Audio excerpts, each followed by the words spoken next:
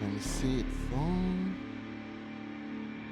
Logo seems to be alright. And we are gonna start. Hello, hello everyone. Welcome, welcome. Welcome to the stream. How are you doing today?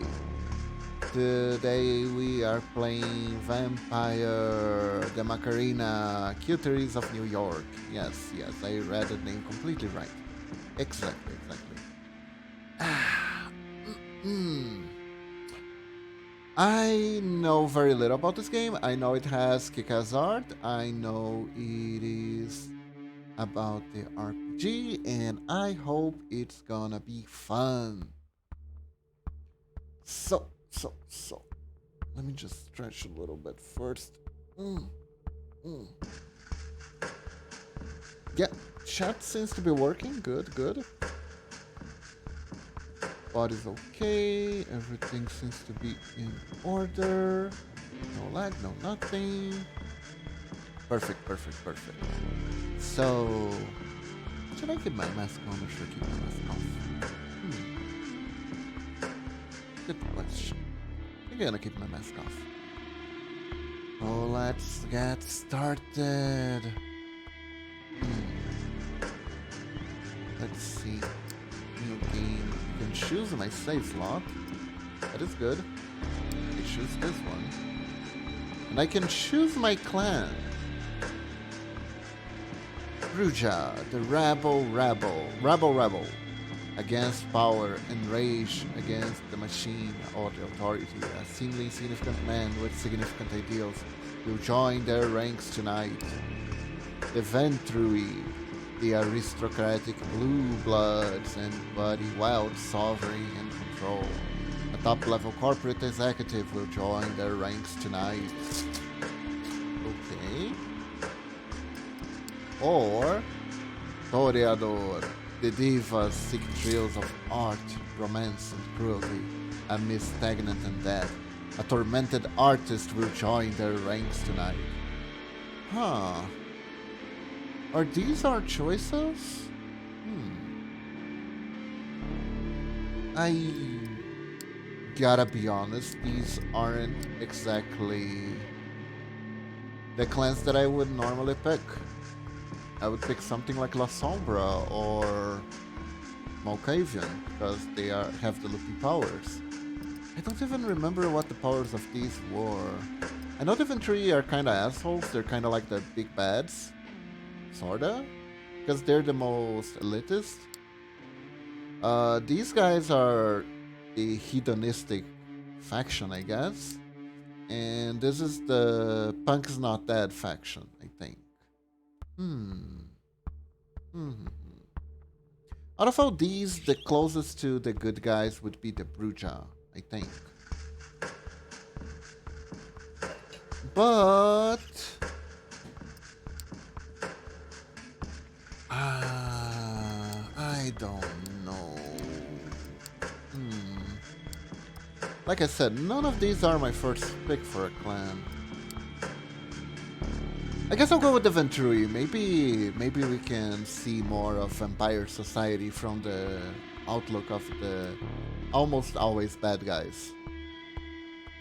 I mean, I think there are worse clans, but let's go. Amanda. Name shall be Eves. There we go. Accepto. Also I hope the chat is working. Let me test real quick. Okay, it's working. New York taught me to believe in fate. Had you asked me about fate back when I was a human, I would have told you it was just superstitious bullshit.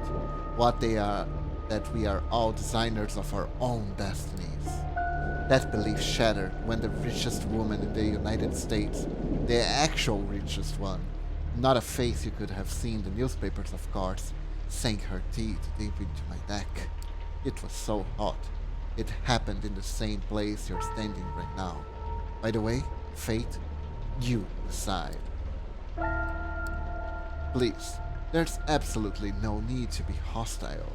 Just listen a little longer. See, my mistake was that I flew too close to the sun.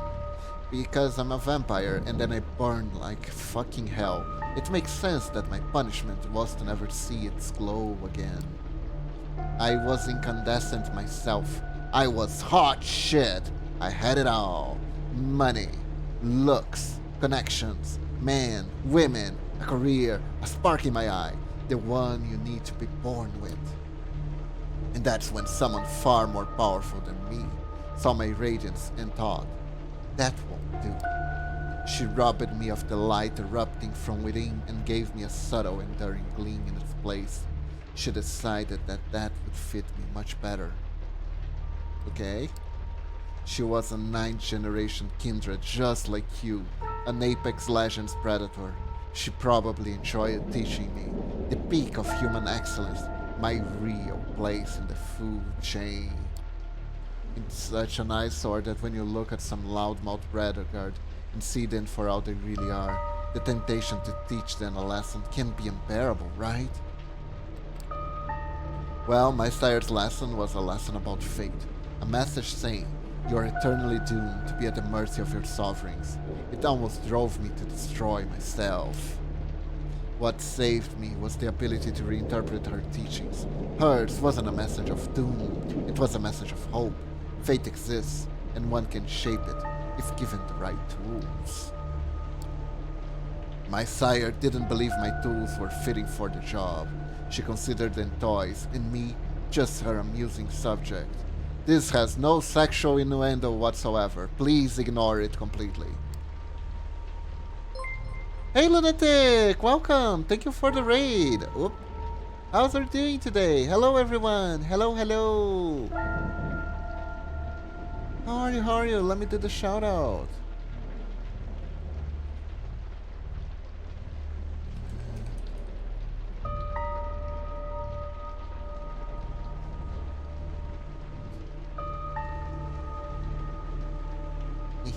Blah blah blah blah blah blah blah. There we go. I'm doing great, what about you? I'm doing good too, I'm doing good too. We are playing Vampire the Macarena. Vampire the Macarena of Time. Yes, exactly.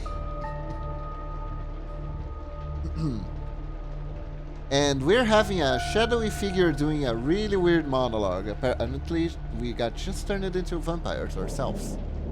Well, she's deader than dead now, and I'm still here, standing right where she stood when we first met. You might have wondered how I learned about your arrival to JFK. Your arrival to JFK Airport. My answer is, of course, destiny. As luck would have it, today happens to be a day where some of my associates were inspecting the coffins. Driving you here straight from the plane and having you wake up in such an unfamiliar place was a little desperate, and I do apologize for it, milady. But it is so rare for you to visit New York. 3 times in the last 15 years, was it? And you're never eager to inform me you're here. I missed you so dearly. I understand you still have the meetings of the 50 Shades of Grey 3rd Street later tonight, so I will provide a comfortable transport. I value our relationship very much. Don't get me wrong, milady. But it is precisely because I value that I'm going to ask you to repay the favor you owe me, milady. You see, I was nice to you once, and now you owe me. You're the only one I trust to do the job well, and without attracting attention. You might think I'm crazy, but here's my number, so call me maybe. Asking you to breach the rules of our society like this, you might think it's impossible to get away with it unpunished, milady. Alright, lunatic, go grab something to eat. But this is New York, and I don't know about other cities, but in this one, fate really exists. She's a stripper who works down the street. And right now, it's smiling in your favor. This is how it begins. Your phone rings. It's your boss. Again. With another monologue. Again. And you're sick and tired of it. Again. The setting sun has filled your high-rise office an hour ago. It is gone. The city looks like an ocean of light from up here, spreading from miles to the north. You pick up. You are about to call it a day. Forget about the world of fintech and decompress at home. No dice. You'll not be able to decompress nor decompose. One of the investors want to meet you. His voice is always the perfect mix of authority and sleaze. You can buy in your office in an hour. You look at the clock. An hour? He's got to be kidding. Yeah, I know, but I'll stick around. He's a heavyweight. You want to make a good impression. Fine, you grit your teeth a little. The boss hangs up. 2 hours. Might as well power another coffee into yourself and figure out how to best use this to your advantage. The coffee is piping hot and you burn yourself. Why did you think this was a good idea? It would have been much better to just drink the coffee. You suspect everyone else knows that no, you're actually not happy with your current position. That in fact you feel squished against the glass ceiling that comes with the territory. Sure, your idiot superior might have gotten you the job only because he's the CEO golfing buddy, but you're going to put an unholy amount of work into your advancement. Especially because you're a vampire. Times were, you'd laugh off the idea of staying at home until 9 p.m. You had a partner to go home to, the nightly Netflix and chill ritual to perform, complete with pizza or Chinese takeout. Yeah, that doesn't sound really bad, honestly. Ever since you moved up the ladder, though, your hours have only gotten longer. Food? Mostly at the company cafeteria, sometimes takeout, always in a rush. You praise the heavens for a crazy metabolism and dread the day it finally decides to give up. That's one-way road to burnout, City. Rest? At this point, the cleaning lady who takes care of your apartment probably spends more time in your bedroom than you, watching Prime TV instead of you. You flash back to your boss quoting Shakespeare to impress his new, extremely attractive, and uncomfortably young secretary. For some must watch, while some must sleep. So runs the world away. What? Okay. Drinks? Mostly with colleagues. And they all pretty much hate you at this point. Nice. Another flashback, this time to the most profitable quarter in the company's history. Still, the boards decided that layoffs were in order. Your boss didn't feel like letting people know in person, so he passed that privilege on to you. Gotta hand it to him, he always knew how to pick his battles. Jesus Christ, okay. Corpo life. We're living the corpo life. But maybe, just maybe, tonight is the night it's all going to change. You decide to play the good looks angle. Nothing too slutty. You leave your blouse slightly unbuttoned. Check out if your ass looks as good as you remember in your pencil skirt. The mirror says yes. Whoa, we have a magic mirror! It talks! It's not something you're proud of, but you've become too jaded to care. Too jaded to care about your own ass. Knowing your luck, the investor, suspicious quotations marks, is going to be one of the two types. A self-obsessed Musk wannabe in his 20s, or a fat old pervert drenched in cologne. Oh, so we got Elon Musk or a ugly fat bastard. This is... okay. At least he's not a stinky fat bastard, I guess. You hear the elevator ding. Time to get this show on the road. You take one final look in the mirror and fix your hair as the footsteps echo across the empty hallway. The man who approaches your office is not what you expected. He is in fact a border collie terrier going woof woof. He is sleek to be sure. but he seems a bit more refined than your usual company man, because the bar is pretty low and the dog is way more refined than any of these guys. Expensive suit, matching tie and shirt, confident in his stride, surprisingly good looking. Border Collie Terriers dressed in suits are really cute. Oh, that's not a Border Collie Terrier. Good evening. I hope this unforeseen visit isn't too much of an inconvenience. God, that voice. You're taken aback by how smooth and strong it is, and his eyes, steel blue, cold, intense. He sounds like fucking its king sings. Smooth voice as butter. He's all business, professional, treats you in a manner that's appropriate to your stature. When he speaks, he actually looks up in your eye and not at your cleavage. What is this? Respect? I never seen this before. He asks some questions about your work, tells you how he's noticed your input after talking to the CEO. Another goofing buddy? Golfing, sorry. A goofing buddy. They goof around together. You know, throwing oranges at passing by cars, laughing a lot while in ice cream shops, that kind of stuff. And comes charmingly close to calling your boss an incompetent doofus. All while you try to guess his accent, but can't quite place it. European, sure, but from where? Could it be Transylvania? Ah, I know I've kept you long enough, but would you indulge me and join me for a drink, bah? Of course, for a minute, there seemed like he wasn't that kind of guy. But what the hell, you go with it. He seems nice enough. Besides, it's not like you have any other plans. The investor has a limo waiting downstairs, and the driver takes you to a high-end restaurant in Williamsburg. A seat is waiting for you in the deluxe lounge. It is just the two of you. You talk about this and that. Your companion seems to have a knack for history. Blah, I have witnessed it all myself, so tell me, what would you do if you had full control of the company, blah? You almost choke on your wine. This is your chance. You say what's been in your mind for months, but hide it behind a veneer of professional corporal babble. Refocusing, listening to your instincts for once. Restructuring, kicking out your boss. Aggressively pursuing new markets. Getting the hell away from all these horrible people.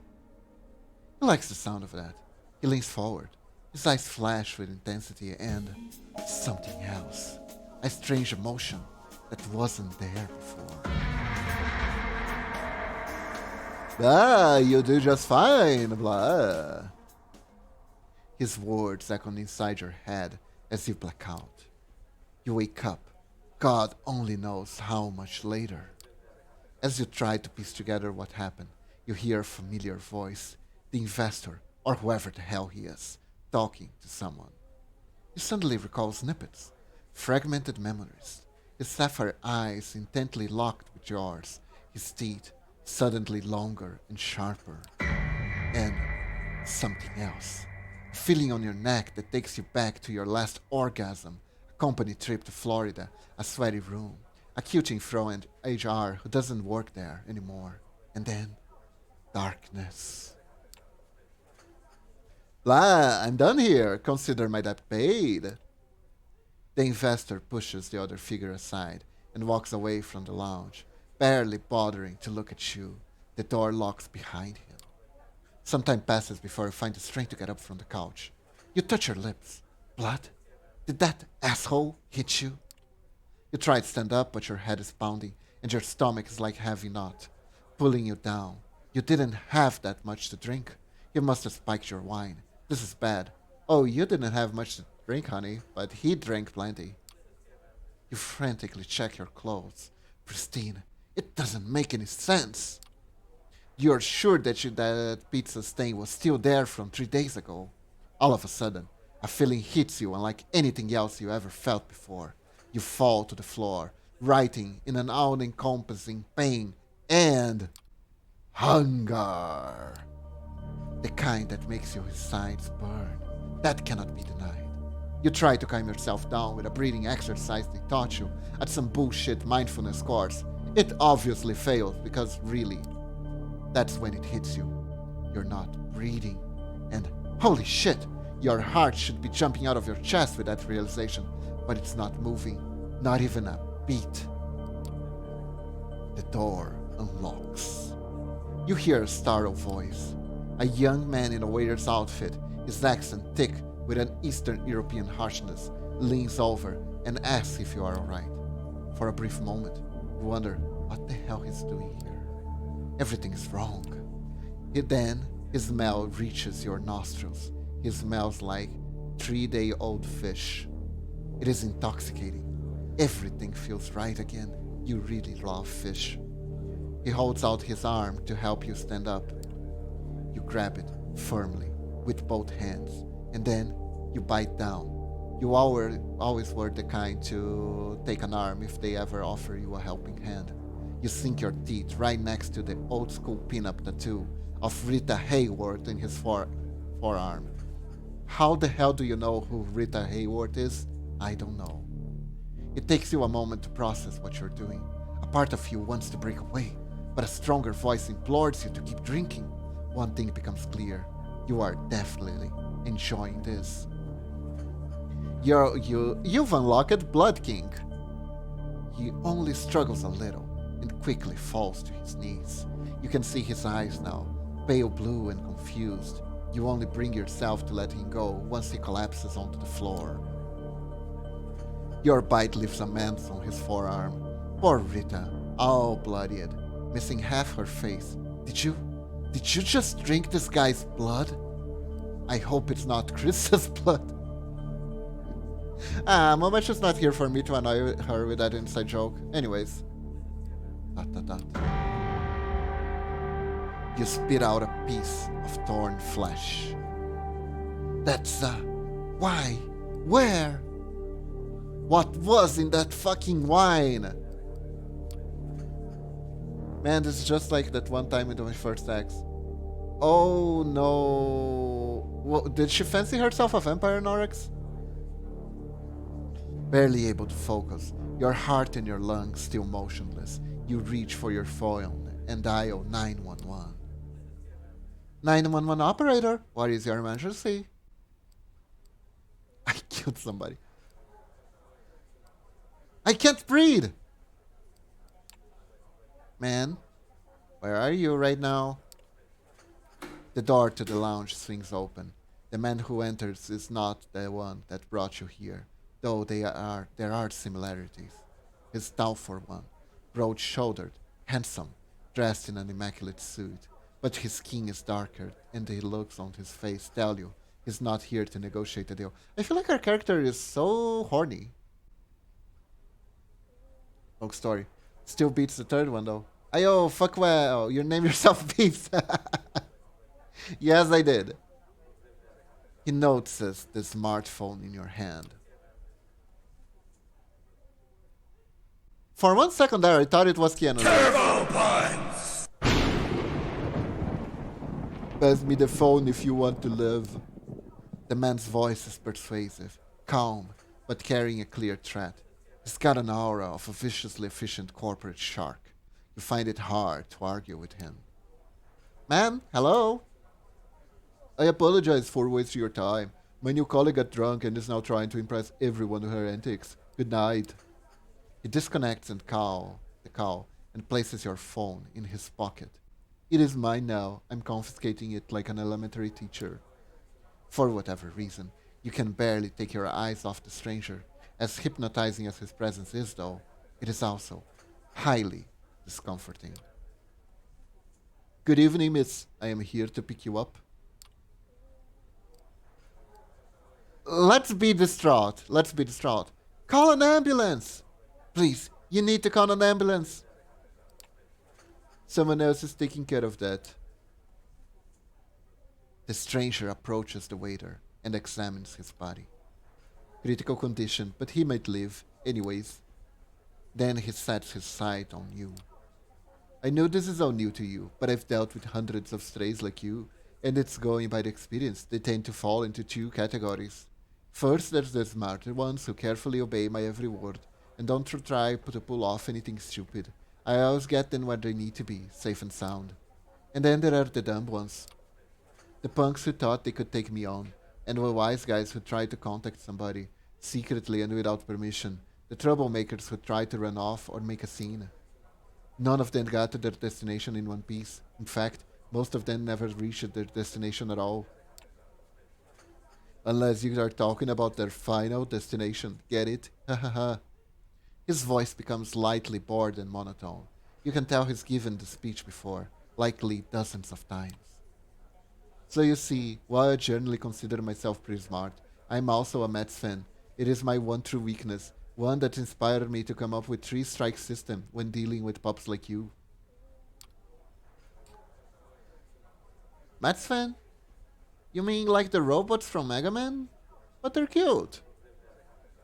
If you get on my nerves once or twice, well, I understand not all of us perform well in stressful situations. But cross me 3 times and you're out. No excuse, no forgiveness, no mercy, no neck. Capiche? As he's talking, he slowly approaches you, adding a bit of a theatrical swagger to his walk. Eventually, he leans in, deliberately invading your personal space. You realize it's a test. He's daring you to do something about it. 3 strikes and you're out. Say, I understand, sir, now. Every atom of your being screams for you to obey his authority. You will respect my authority. Fuck you, sir. Fine. Let's play along with the vampires. I understand, sir. Stick to the tone and you'll do just fine. Moving on. Is there anyone you want to inform of your current situation? Tell them you're alright. He flashes his fangs briefly, and for some reason, the sight sends a chill down your spine. There's something very wrong about him. Someone closest to you.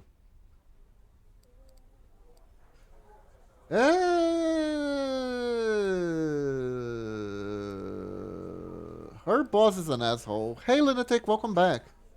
Maybe... Let's be businesswoman. Go full corpo. My boss, I suppose. The stranger squints at you. Forgive me, but I am to assume your relationship is more than professional. You immediately give him a piercing glare. Oh, God, no. Me and that pig? Don't be ridiculous. Ugh. You said that he was the closest person to you. Look, I live a very sad life. Can you not judge?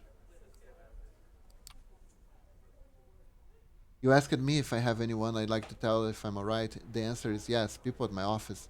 I don't want to lose my job, so I prefer you to let them know I just didn't go off on a bender. No family, no lover, no friends. Your blank stare tells him the whole story. He immediately stops crying and gives you something worse than a look of pity. A look of honest compassion. When the big bad vampire looks at you and goes like, really? No friends? Not even a single one? That is sad. Well, that makes things simpler, but let me be crystal clear, just in case. From this point on, you are subject to different laws than the ones you grew up under, and you'll be watched by any eyes to ensure that these laws are respected. You are forbidden of letting anyone know you're still alive. You are forbidden of showing your face anywhere they know of you. If anyone comes looking for you, it's over for both you and them. When Peter's still over there, it's like, whoa, dude, that actually sucks. Sorry to hear it. You know that it sucks, right? That breaks the tone again. You put on your poker face and listen in silence. So, unless you want your boss to end up at the bottom of the Hudson, I'd suggest you cooperate. Wait, are you saying you're going to kill my boss if I don't cooperate, and you're trying to coerce me into cooperating? Are you sure that's a good idea? Don't tempt me. Good, the game and I are on the same page. That's good to know. He smiles, revealing his fang again. There's something absolutely sickening about it. Suddenly, you feel overwhelmed by a sense of exhaustion. You pass out. When you regain your senses, you find yourself in the stranger's arm. The man is holding you as you would a spouse who had a little too much to drink. You try to break free, but he holds you close and gives you a cautioning look. Only when you sees you're struggling does he let you go. Only now you notice the change in scenery. You find yourself in a fancy lobby, right next to the elevator. Let me drink some water. The place is virtually empty, save for a single concierge and some cleaning staff. Your companion gestures at the concierge as you pass, and he picks up the phone. You don't know what happened, but he gave her the middle finger. The elevator arrives, the door opens, and the man motions towards the cabin. After you. I'm gonna scream! Where are we going? I'm gonna play along as nicely as I can, because really, if you're in this situation, what the fuck are you going to do? I've got nothing. Where are we going? To a safe place. That is all you need to know. Trust me, you don't want to make this difficult. Just get in. Yeah, frick it. Going against the instincts, you enter the cabin. Smooth jazz is playing over the speaker as the elevator starts its descent. You are dazzled, panicky, but somehow locked in place. On the one hand, you find the stranger's presence oddly soothing. On the other, you can feel your body tensing up with stress. You can't help but think back to the young waiter, the doe-eyed look on his face, the confused look he gave you just before. It was so hot.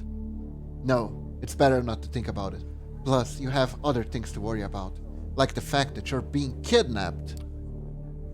The cabin door opens to the same garage you arrived at with the investor some hours ago. The man shows you a black Cadillac Escalade. I know what you're thinking. Getting into a car with some strange man. Boy, sure seems like a dumb idea. Maybe I can make a run for it. I might be able to lose him. So let me be perfectly clear. Your best bet is to get in, relax, and enjoy the ride. I have money. Listen, I have money. And like, money solves all the problems, right? Good for you. Yes, money is a nice thing to have. Good for you. No more questions. Get in the car, please. Yeah, okay.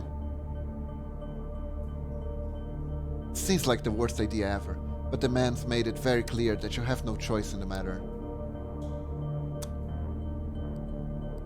I got friends. If I say this, is he gonna be like, you and I both know that is a lie and you admitted to it first? I miss Peter Steele. He was a very bad role model, but he was also very self-aware of it, and whenever he asked about himself, he derided his lifestyle. His interviews and public appearances are some of the funniest shit. I don't remember that person. So, are you gonna hurt me? I don't know. I mean, let's get cozy. Can I at least know your name? You will know it when the time is right. For now, I am Stranger Max Strangestone the Third. He takes a glance at his expensive-looking watch. Who has a watch nowadays? Alright. Send it away, Norex. Listen, you really need to keep stalling. We are on a bit of a schedule here. The sun comes up in about 2 hours, and I don't tend to be here when it does. What is this about? Look, I just want to know what this is about. Then wait until tomorrow. He opens the car door and gestures towards it. You see no point in delaying the inevitable, so you get in. The door locks behind you. The Cadillac is almost entirely dark. The side window seems light-proof. The man gets into the driver's seat, starts the engine, and drives away without another word.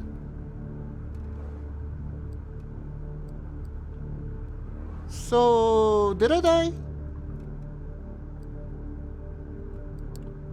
Depends on your definition of that. Listen, I realize you have many questions. Tomorrow you will get some answers. But tonight you need to do what I say. And right now, I need some quiet, please. I have to do my yearly meditation while driving sequence. Peter's tale has been presented. Oh, let me check. Real quick.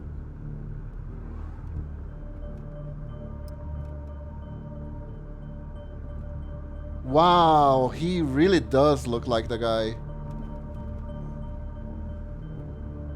You feel too confused to protest. You stay silent for the rest of the ride, even as more questions bubbles up to the surface. One of them being, did you actually kill someone tonight? Staring out the window, you find it hard to focus and quickly lose track of where you're headed. You can only tell that you haven't left Manhattan. Another underground parking, almost featureless, empty. The car stops and the man opens the door for you. Is this the same parking lot as the one in the previous scene? I can't really tell. We're here. Exactly. The stranger walks you to a nearby door. He opens it and motions at you to get in. Go in, make yourself comfortable. If you get hungry again, take a look at the fridge. We have another bellboy waiting for you. I'll pick you up tomorrow, and you will get your answers. Behind the door is a small room. No windows, just a simple bed, and a single light bulb hanging from the ceiling. A small fridge is humming away in the corner, accompanied by a rattling AC fan in the wall. Well, that is not claustrophobia inducing or anything. And you? Where are you going? Where are you going, handsome? I have to make some arrangements. For tomorrow, of course. We'll be getting married, yeah? Look, this room is your best chance of seeing another night. I realize you haven't been put in a problematic situation, and it's not entirely your fault. Cooperate, and you might still make it. I have no idea what accent I'm doing for this guy anymore. You will learn more tomorrow, but for the time being, get in and get cozy. He gestures inside the room. Oh yeah, I mean, it's gonna be, let's be real, it's gonna be worthless. You step inside. The stranger nods. Oh, this is not stress-inducing at all. Nice, a red light, the most calming of colors. Good night. He locks the door behind you. It looks very sturdy. You know some people on Twitter who would be very, very horny to be in the same situation as you, but you're not one of them. You open the fridge. There's a single plastic bag there, filled with a red liquid. No label. Tomato soup? You feel sick to your stomach. Best to leave it for now. You lie down in bed. It's a simple mattress on a metal frame. At least it's not too filthy. Stel was a vocalist and bassist for Type O Negative, and he wrote a lot of their music. He made it to 48, which is very surprising to me, all things considered. Oh dear. You think back to how this evening began. His investor, is he friends with the dark-skinned stranger man who picked you up from the restaurant? What happens now? Unable to relax, you spend an hour or so playing out various scenarios in your head. And you start to act them out too, using the 2 dead rats you found in the corner. Eventually, you decide to throw the dead rats away and give in and let exhaustion take over. Whatever tomorrow brings, you'd rather face it well rested. Plus, there's no way in hell your boss isn't going to notice your absence tomorrow, and maybe some of the restaurant staff will feel a pang of conscience. Someone will notify the police. Someone will find you. Right. The guy was like the vampire god fairy godfather. Nice. You flash back to the waitress tattoo. The bloody Rita Hayward, winking at you over a pale mass of a wound. You did this, you bit him, drank his blood, and it tasted good. What if you can never go home again? You are so tired. Your entire body tenses up one last time, and before you know it, you drift away into oblivion. Vampires sleep? I mean, they sleep during the day, right? You wake up. That in itself is a surprise. You barely remember when you drifted off. It didn't feel quite like sleep, more like plummeting into an endless void. What do you mean? That's exactly what sleep feels like. You imagine that's how that feels like. The room is unchanged. The lamp is still on. The AC is still rattling. The refrigerator is still humming. The two dead mice are still decomposing. You take a look at your watch. It's almost 9 p.m. You slept for 17 hours straight. Maybe you died. Your breath is gone and you feel no thumping in your chest. Does that qualify as dead if you're still conscious? There is only one explanation. You got bitten. Maybe you got bitten. And then you undergo a 24-hour transformation where you have to sleep because you feel really ill. Could it be true? Could have you truly become Spider-Man? You're not sure about that, but you are certain about one thing. You are hungry, and it's not your stomach rumbling, though. It's a need that starts somewhere in your abdomen and spreads to your chest, throat, and the back of your head. Sleep is just that, being shy. You open the fridge. The bag is still there. You take a closer look at it. If it is soup, then the color and textures are off. You pull the cork out, take a whiff. You recognize the smell immediately. It is Aunt Granny's tomato soup special.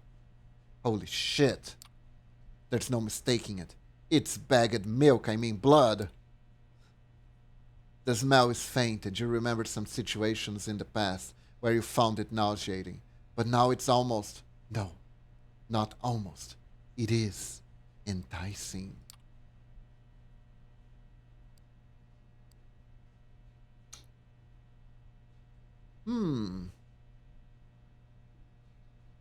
I mean, fuck it. It feels wrong right now. But how could something feel so wrong and yet feel so right? There's barely anything in your life that doesn't. To hell with it. You pour a bit of the liquid into your mouth. It tastes like shit. It's coppery thick and clings to your tongue and the inside of your mouth like a film of dirt. You swallow hard regardless. That's what she said. Hey, oh, whatever. The taste is foul, but somehow you kind of want more of it.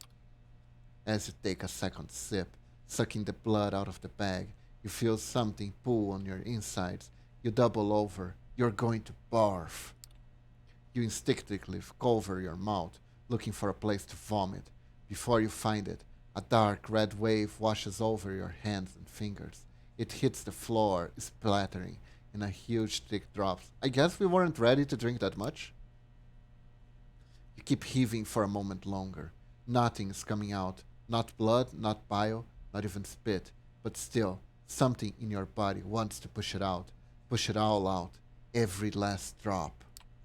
As you recover, trying to wipe droplets of regurgitated blood from your dress, you hear the lock click and see the door open. Standing there is the well-dressed stranger you met yesterday. Immaculate suit again, that predatory look, like a hawk on a hunt. Maybe somehow more relaxed tonight. So like a tamed hawk, maybe. Or maybe a really, really, really large and angry chicken. Good evening. How was... He notices the spatter. Your red hand. The sick look on your face. He barely contains his smirk. Oh, was the catering unable to satisfy your exquisite taste? My apologies.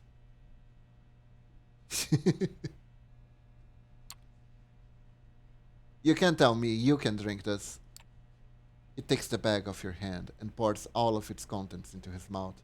He closes his eyes, theatrically savoring the taste. When he opens them a few seconds later, He looks sharper, energized. Not all of us are picky eaters. Come on, we got places to be. I should have some water and a towel in the back of the car so you can clean yourself up.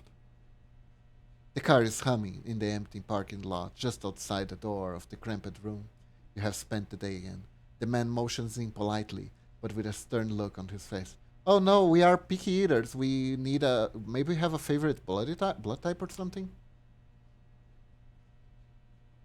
Hijack the car.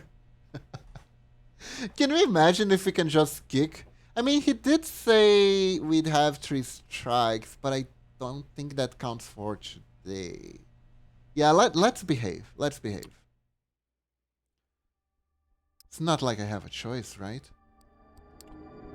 Correct. But your cooperation is appreciated nevertheless. You take the back seat again. The doors lock. The stranger takes the wheel and starts the car. You drive in silence for a while. From time to time, you keep trying to catch glimpses of familiar streets or landmarks through the blackened windows, but it's of little use. The car is also soundproof, so all you can hear is a bit of traffic humming and the car engines. The driver doesn't say anything and seems focused on the road. You check the door handle. Yeah, the door is locked alright. The piece of dark glass separating you and the front of the car looks sturdy too. There's nothing left to do but wait. You didn't have time to think about it before, but now you realize now that you're hungry? No, not exactly.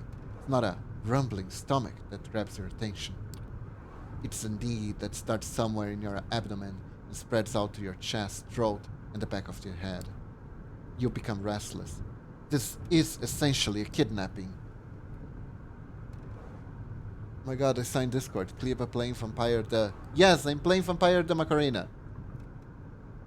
I panicked. I ran here hoping it was a VTM game. It is a VTM game. It's Vampire the Masquerade. Whatever this guy says about his purpose, it doesn't change the fact that you're being held against your will. And you're not used to following orders when you can delegate them to somebody else. What, I have to do actual work? Jesus Christ. Yes, you have pleased me. Hey, Rose. By the way, hello, Rose. Thank you for the pet. You feel a need to get a semblance of control over the situation, so you decide to prove yourself useful. I know people in the other side. Yeah, money doesn't work. I have a worthwhile skill set. I can do pixel arts and strings. Listen, I'm an investment advisor and I have a lot of experience in fintech. Whatever your organization is, it might find use for me. Would you be interested in investing in some... I'm not even gonna say it. Anyways. I asked on Discord an hour ago before stream because I've been wondering all week. Hey Norex! Hello Whiskey, how are you doing? I don't even have any idea what fintech is, and honestly, I don't care to find out. Short pause. I'll be frank. Currently, you're in no position to offer anybody anything. The sooner you accept that, the better. Cursing out, calling a buddy. Nobody. Do I have the non-aggressive approach, or... I'm doing it too. Hope you're doing good, Whiskey.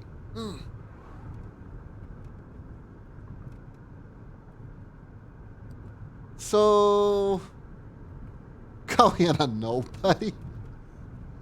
Okay, let's just go with cursing. Cursing is the least offensive, I think. Big-headed fuckboy. You big-headed fuckboy. Yeah, that will show him. Hey, language. A short pause. He actually looks insulted. Oh my god. I called a vampire a fuckboy and it worked. Your attitude won't help you make any friends, and in your current position, you definitely need some. Consider that. preferably in silence. That dull hunger strikes again. The powerlessness hurt. You are used to people listening to you, or pretending to care about your demands at least. I have no idea who the stranger is, but always be yourself and always be careful of who your friends and enemies are. Yeah. Basically, we got bitten by some powerful looking vampire. And this is the guy who picked us up to get us to somewhere. If I remember Vampire the Masquerade correctly, there's like a prince system, so I guess we're going there. The driver doesn't play that game, and it annoys to no end. It takes you another 20 or so minutes to get your destination. As the doors open, you try to get your bearings. You're still in New York, that much is certain. Queens, maybe. After me, no sudden moves, please. You approach a nice-looking building that houses a two-story gallery. Call it the Art Hall. You'd like to show some art. Would you like to show some art into the Art Hall? It's probably gonna take you to see the Camarilla people. Yeah, that was the name, wasn't it? Two large men in suits flank the door on both sides, and they give you a companion, give your companion a nod as you approach. Prompted by the stranger guiding you, you walk inside.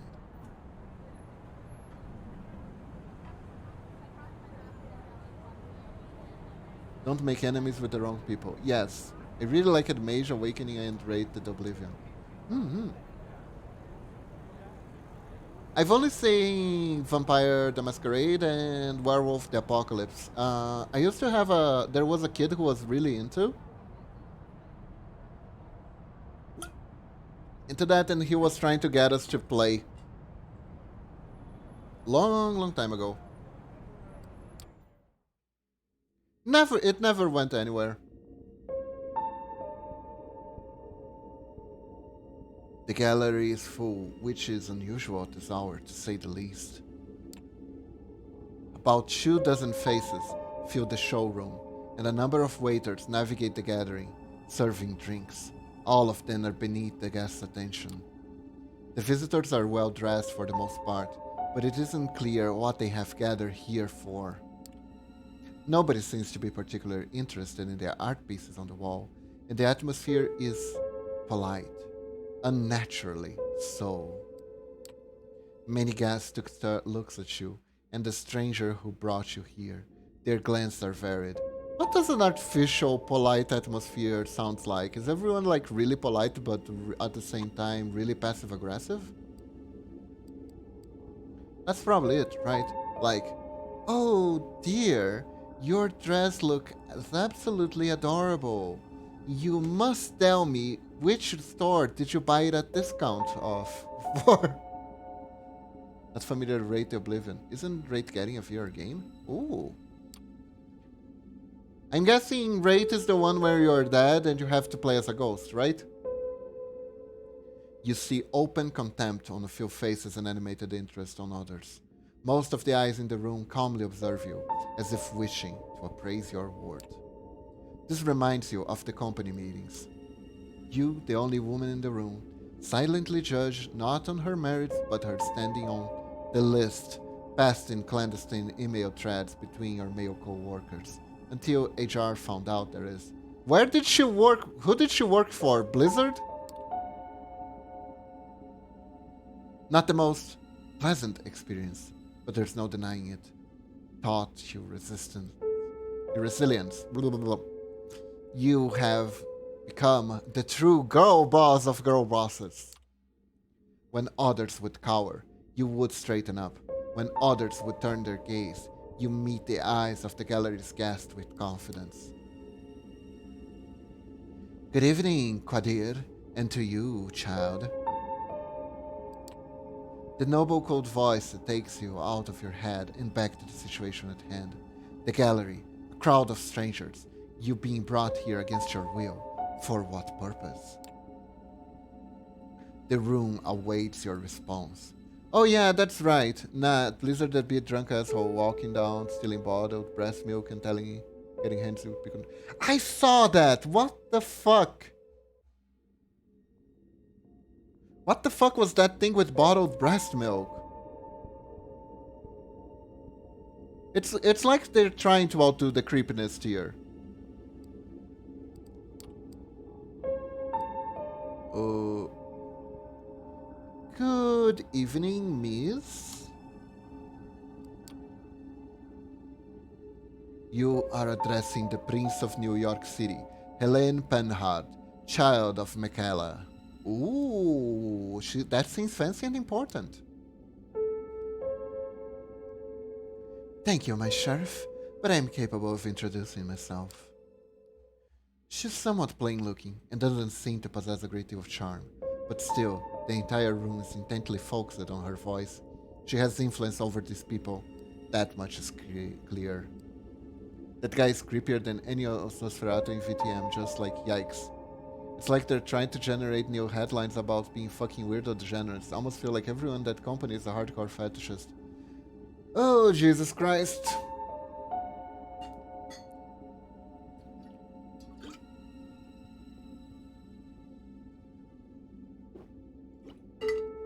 I mean, it's almost like toxic work environments naturally select toxic people to work there, you know? And if you keep a toxic environment toxic long enough, the only people who are left are the toxic ones.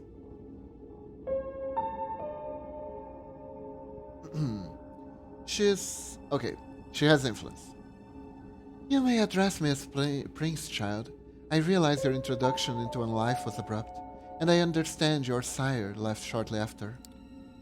The rules of our society dictate I punish you both for this transgression. A murmur of agreement, maybe, can be heard from the gathered audience. Oh yeah! The guy who bites me is supposed to be responsible for me, right? But I am willing to listen what our loyal sheriff has to say about the circumstances of your embrace first. Embrace? Is that an euphemism? I'm just going to shut up and let her do her thing. You decide it's best to stay silent and listen to the whole situation unfold. It feels like you're out of your depth here. Shall we begin? You are about to be judged by the Court of New York City, Quadir. Please tell us how you found this fledgling and what happened on your way here. Court?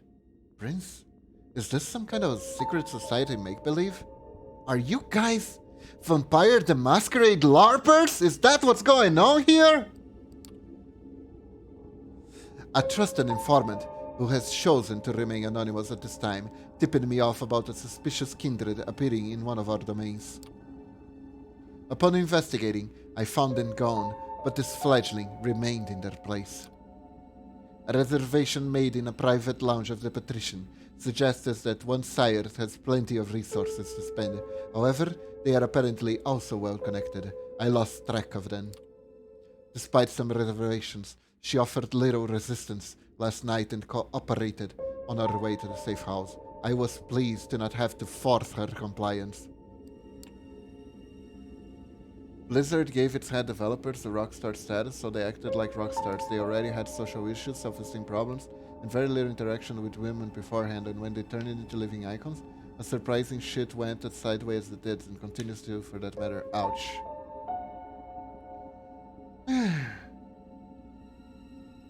Someone needs to make like a guide or a course on how to deal with fame and still be a decent human being. I feel like there's a demand for that. But anyways, back to Qadir. Opening the door to the safe house tonight, I was greeted by a most disturbing sight of her drenched in regurgitated blood. Apparently, the baggage supply we kept in the fridge was not to her liking. The remark elicits a contemptuous chuckles from one of the gathered guests as they note the remains of blood on your skirt. It was not an elegant sight, but that hardly matters, I suppose. Moving on. Oh no, we're being judged by our intro. We had a quick chat, but wishing to appear here post-haste, I urged her to join me, which she did without a struggle. A pleasant departure from my usual routine, I must say. During our drive here, she showed me her fangs, metaphorically speaking, posturing as if we were equals, insulting me when it didn't work. I refrained from causing her physical harm, but I expected her ego might still be a bit bruised. He looks at you and flashes a nasty smile. Oh, so I accidentally showed him my fangs when I was talking. Oops. The story ended with us arriving at Elysium tonight. The Disco Elysium. All eyes on you again. You take a special interest in one of the faces. It is a beautiful woman with curly, almost blood-red hair and a dress to match. You see her whispering to some bespectacled man with an absent-minded look on his face. Who is she, you wonder? Thank you, Qadir. I will take note of this fledgling's behavior and will take it into consideration later. She turns her attention to you. First, there is a matter of your sire, the person who brought you here where Qadir picked you up from last night. Who were they? And some businessman who I never even heard the name of. An entrepreneur, acquaintance of my boss, I think. Good-looking, pale blue eyes and some gray in his hair. Charming, abusive, cold son of a bitch. My type. You feel tired and angry. The whole situation, spending the day in some underground parking lot, having to bear the looks of a room full of strangers, it's almost too much to take in stride. There's no reason you should take it all in stride, but as you do, because there's one thing your professional career has taught you, it's that. To shut up and swallow up as you're put into abusive situations. Beautiful. All because of that asshole. Whoever he was, he never even gave you a name or a card. Nothing. Well, Qadir, does that sound familiar? At least he bought me dinner. No. No, not at all. Or at least not familiar enough. I will continue the search after we are done here. He talked to somebody at the restaurant. That man. He talked to somebody at the restaurant before he left. I can't remember what he said, but he wasn't alone. Maybe that's the lead you can follow. Did he now? That is interesting. I do hope the proprietor won't stay mad at us for losing one of his staff. It's almost like he knows the waiter's fate is still bothering you and takes pleasure in pointing it out.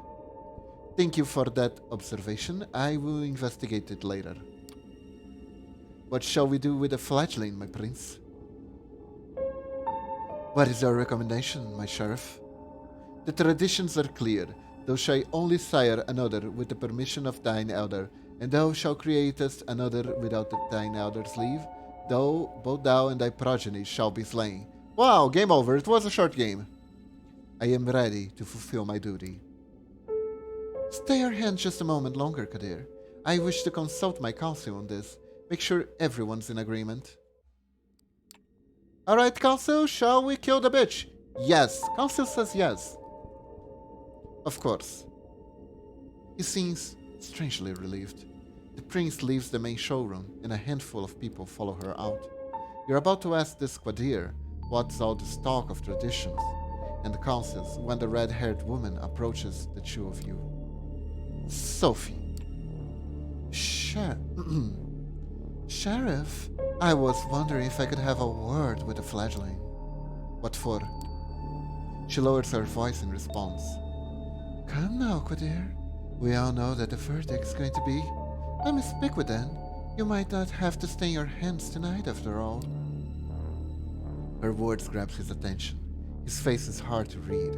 It's like several emotions are struggling for domination. Anger, sadness, hope, gratitude, resolve, horniness. I'll go get my sword. He steps out of the room, the way you came, and you are left in the showroom with a woman in red dress. She takes you aside, and the eyes of the remaining guests follow you. Yeah, vampires are pretty serious about the whole secrecy thing. Age-old rules. They know that even if they're ever found out, they're in deep shit. I mean, yeah, just expose them to sunlight and they're gone.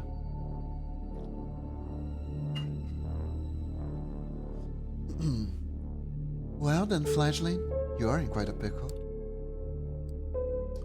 What was that about the sword? Wait, did I hear that right? What did you say about a sword? Your hearing isn't faulty. We only have a short while before the prince hears her counsel out, and Carter return here with his blade.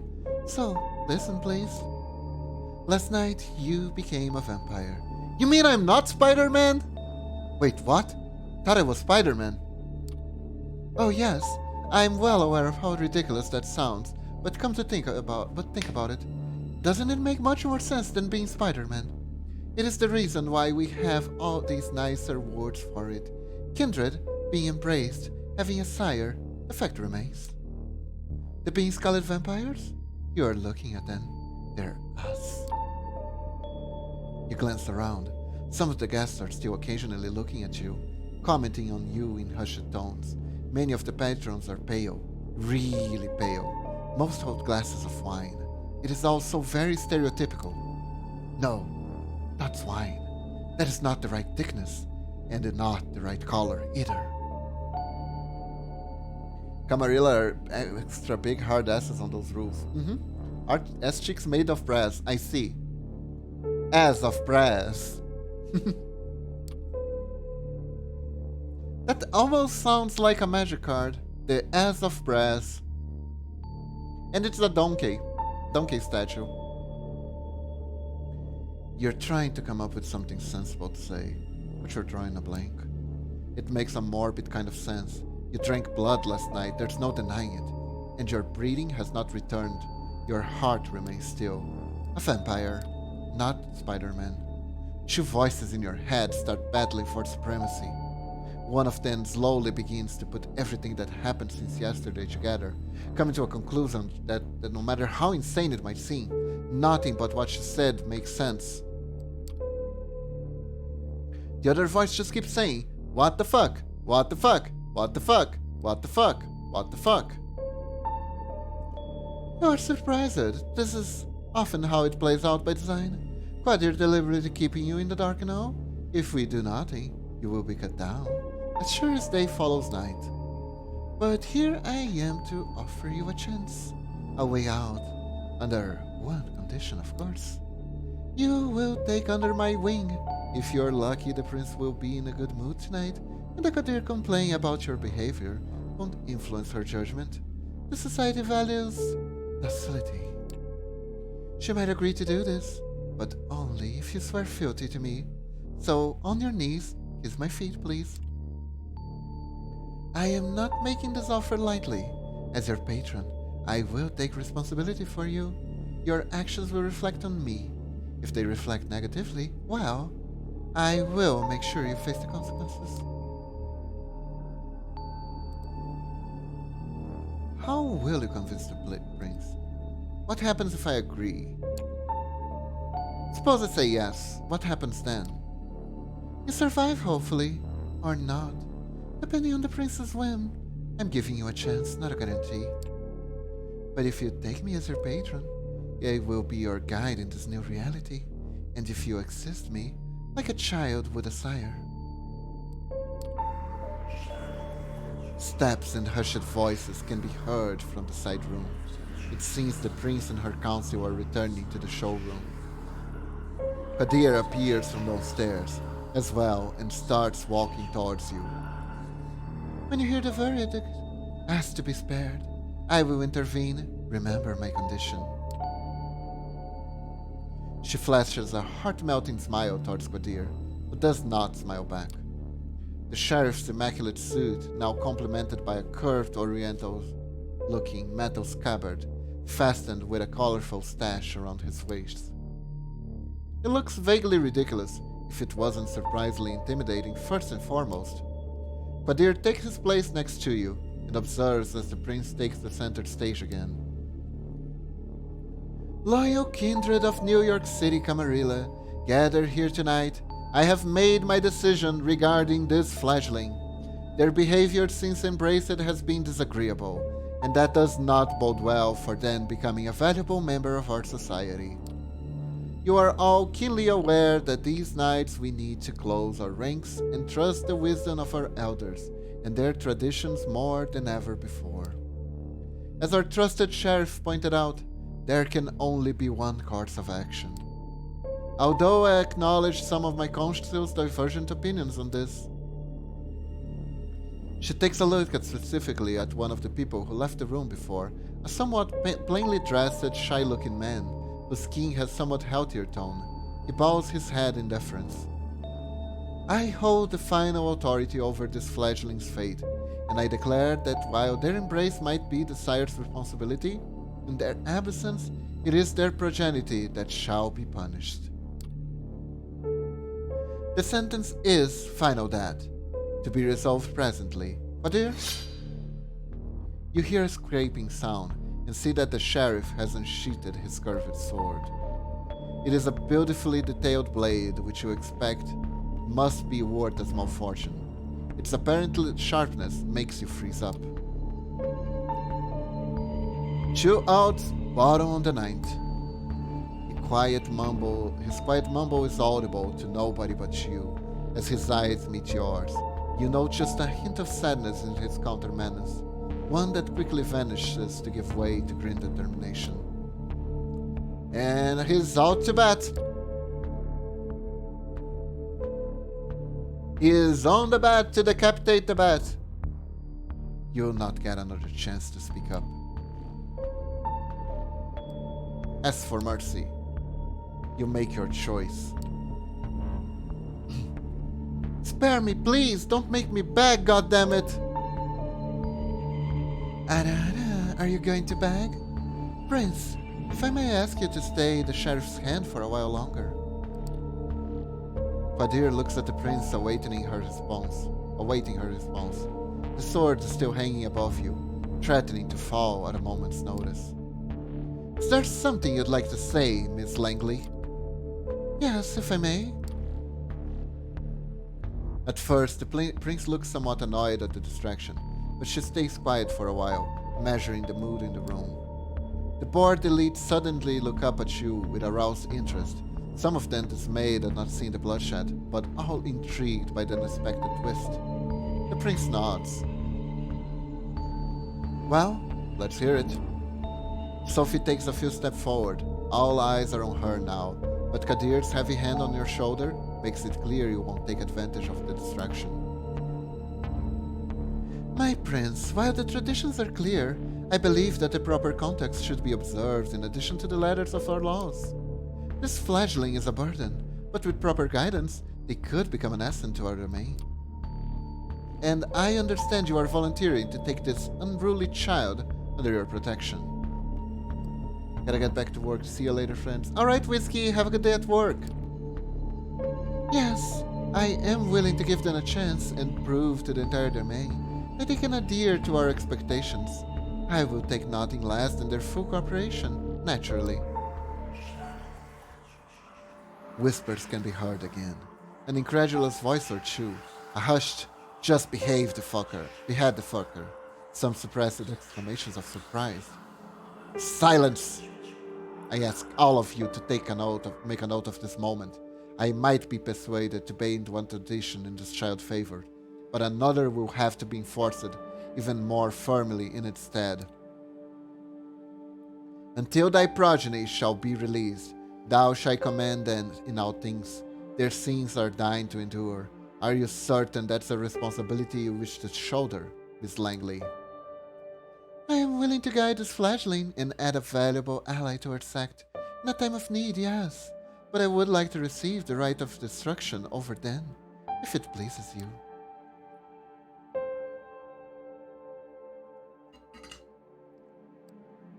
Remain silent. It's clear tensions are high. It feels surreal to listen to strangers discussing your death, or second death apparently, and keeping silent. You decide it's for the best to let Sophie handle this alone and not interject. You have no idea how to handle this eyes wide shut crowd. The prince looks at you as if waiting your word. She takes a good measure of the room before she speaks again. I shall grant what you ask. Let it be known, Sophie Langley of the Clan of the Rose will become this fledgling's patron. They shall be considered like sire and child. Miss Langley will take full responsibility for them, and I grant her the right of destruction, if she sees fit to use it. We got a stepmommy! Let my intentions be clear, however, that I am to turn a blind eye to one of the most important traditions on this occasion. I expect it to be beneficial to the Camarilla, substantially so. You're in my clan? I have a clan? Apparently you do, Rose. I hope you find this verdict satisfactory, Miss Langley. Of course, Prince. Thank you. Very well. She turns to you. What is your name, child?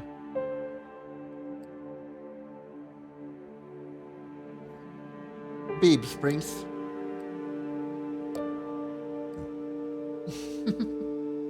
She nods. Welcome to the Camarilla, Beebs.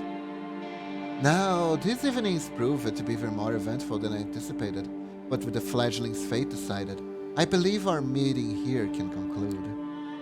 Thank you all for appearing on such short notice. Give my regards to those who couldn't make it.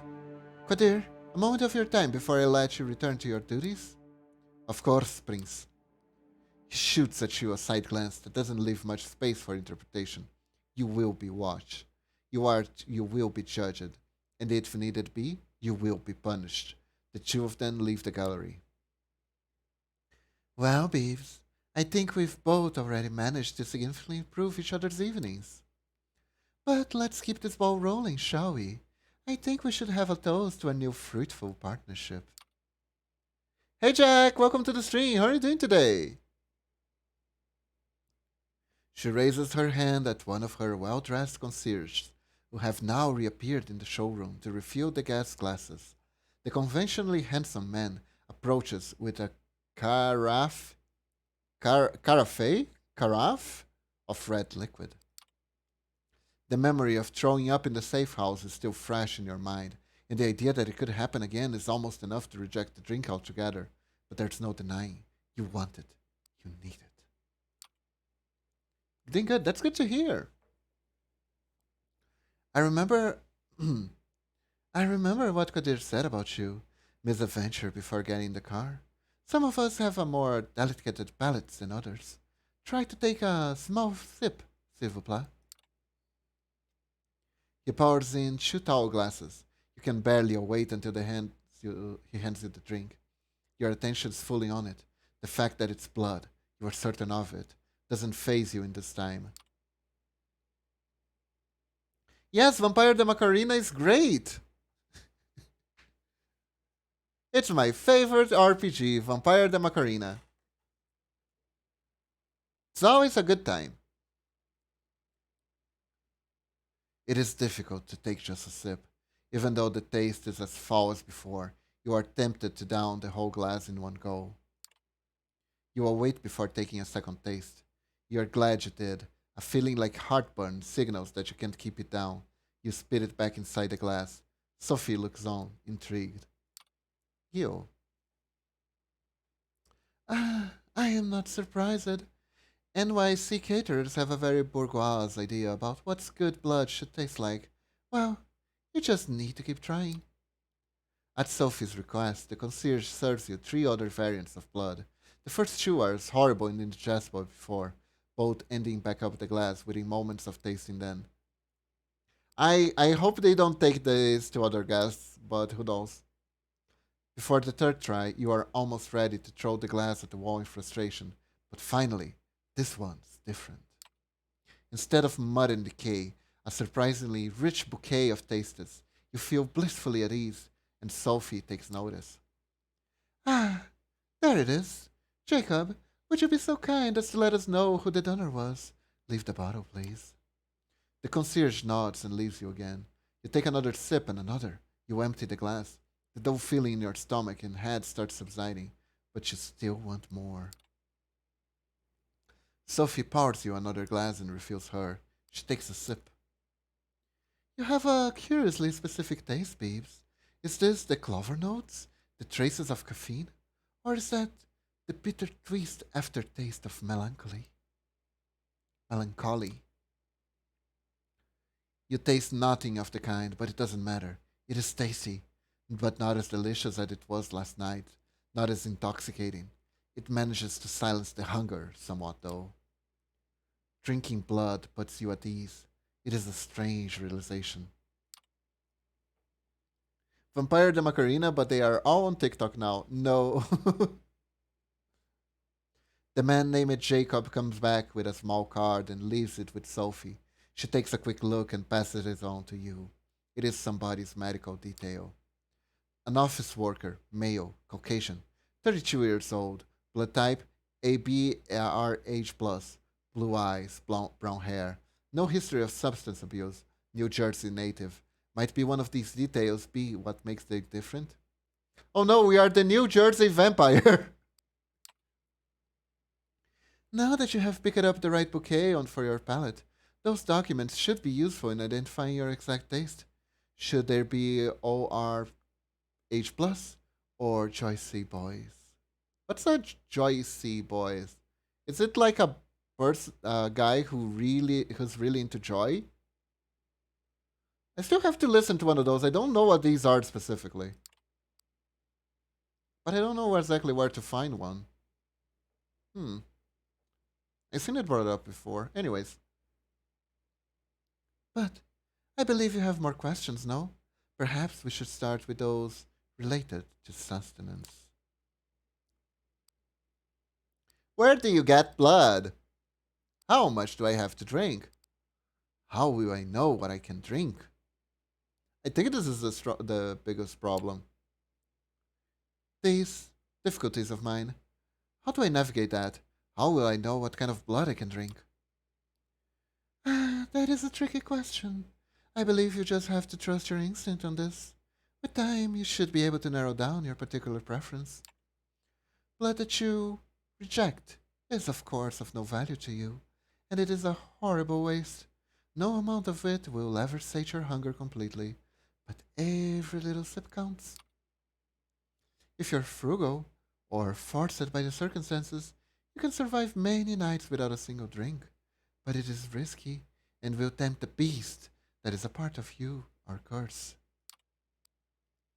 It will take some time to find the right balance. Tomorrow, I shall take you hunting and we will explore this topic further, but you should be good for now. Ah, yes, the beast. You mentioned a beast. That beast you mentioned. Is that a metaphor or. Oh, it is quite real, although not in a strictly physical sense. It lives in all of us, our nature and hunger manifest. Those more religious among us connected to the biblical Cain, the rage of the first murderer, cursed by God, seething in all his descendants. You can see his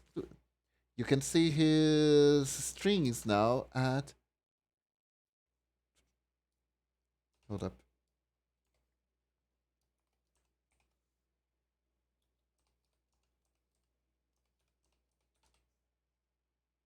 You can see his Twitch stream right now at itsgames.com. Yes, I just shouted out as a joke. Don't judge me. Also, I'm pretty sure he's not a vampire. I, however, am a child of the Enlightenment. Not that it makes my struggle any easier. I have to be wary, like every other kindred in the city and beyond. Oh, I got it. When vampires get really enraged, they tune in to Kane playing Getting Over It. And that's why they lose control. Okay, it all makes sense now. Exactly. Perfect. Yes. Individual kindred each have a unique relationship to the beast. What is yours going to be remains to be seen. But you do need to keep it up under control.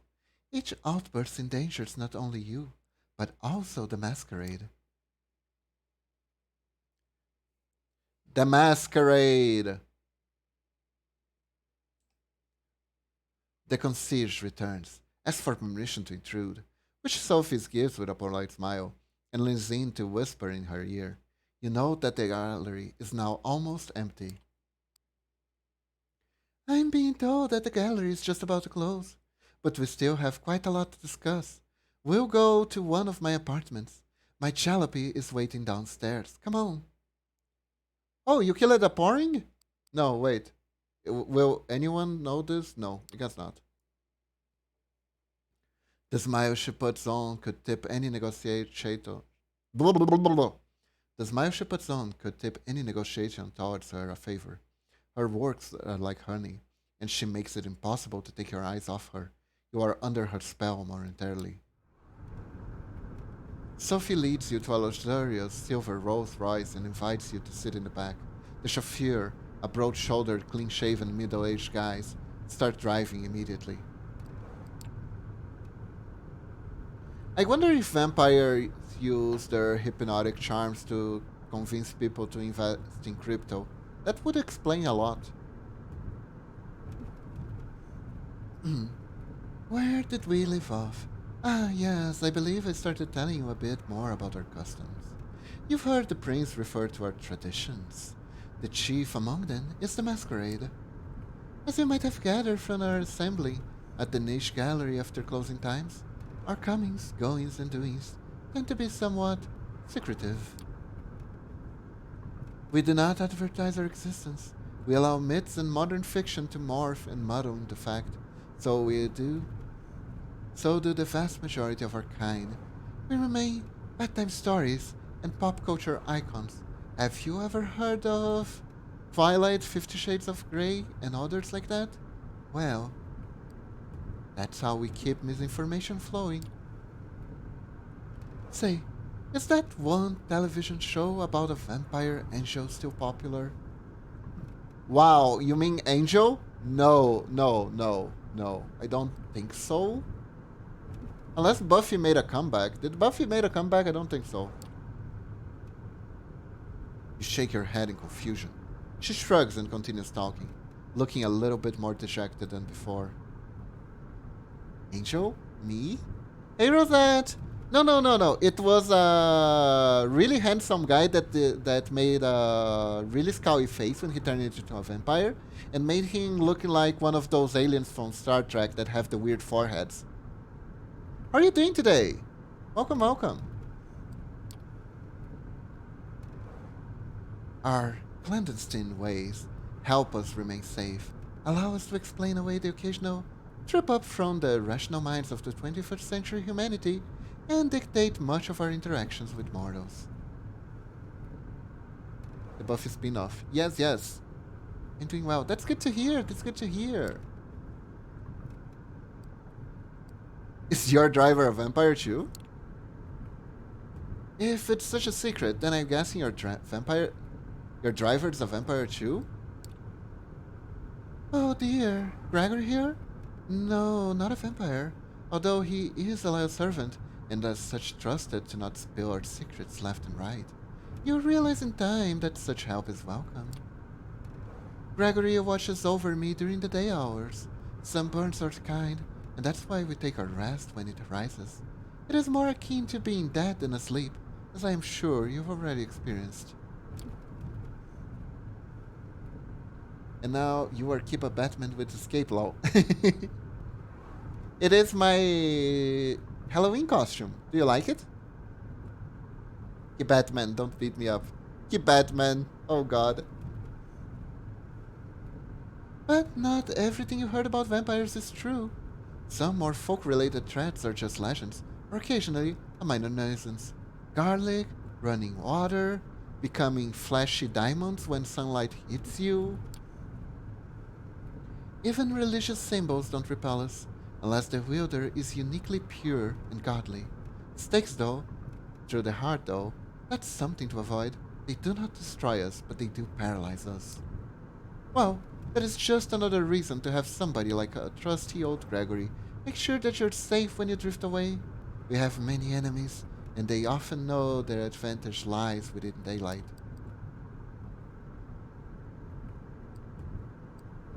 So it's good to keep human friends? Of course, really nice. Thank you, thank you.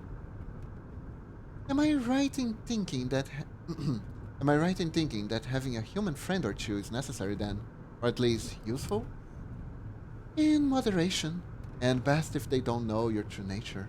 Also, I would say that subordinates are useful, but friends? I haven't had one of those in for many years now. Our little sect supplies social interaction aplenty, but it doesn't really encourage friendships. Alliances of convenience to be broken at a whim. Yes, that is more like it.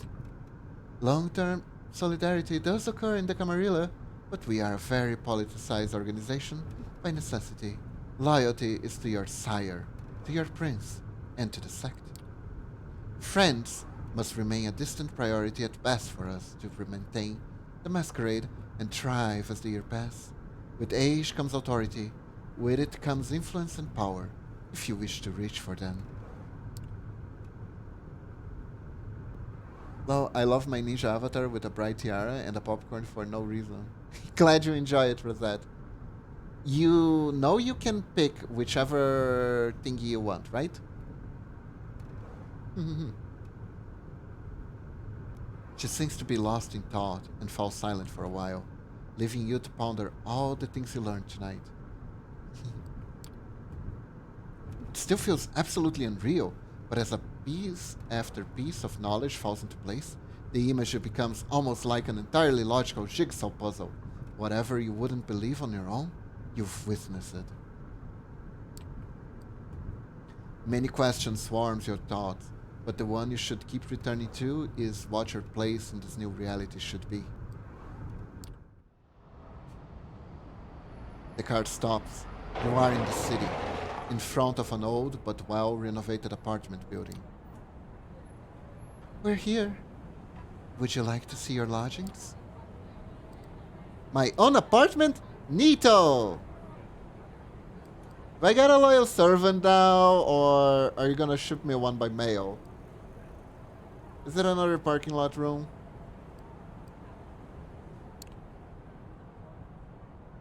Is it another drab safe room in an underground parking lot? For my safety and all? Don't be ridiculous. You're not a sireless fledgling in Quadir's stern grasp anymore. And even he wouldn't hold you there any longer than necessary, I think. Come upstairs. She leads you through a small hall with a night guard who greets Miss Langley with a good evening. And you take the stairs up the second floor. Sophie opens up the door to room 209. Inside are all the amenities you would expect from a modern apartment, and some you wouldn't have deemed necessary, just as the previous night, including thick blinds on the window. The back room has a comfortable-looking bed and a thick steel door with several sturdy-looking locks but no windows. Well, how do you like it? What, can I choose another? This is great, thank you. Let's be grateful. This is great, thank you. I'm glad. Make yourself at home. Tomorrow, I will take you hunting and discuss the blood in more detail. I will let you get comfortable. The keys are by the television set. I will come to pick you up tomorrow night. Use the back room for rest.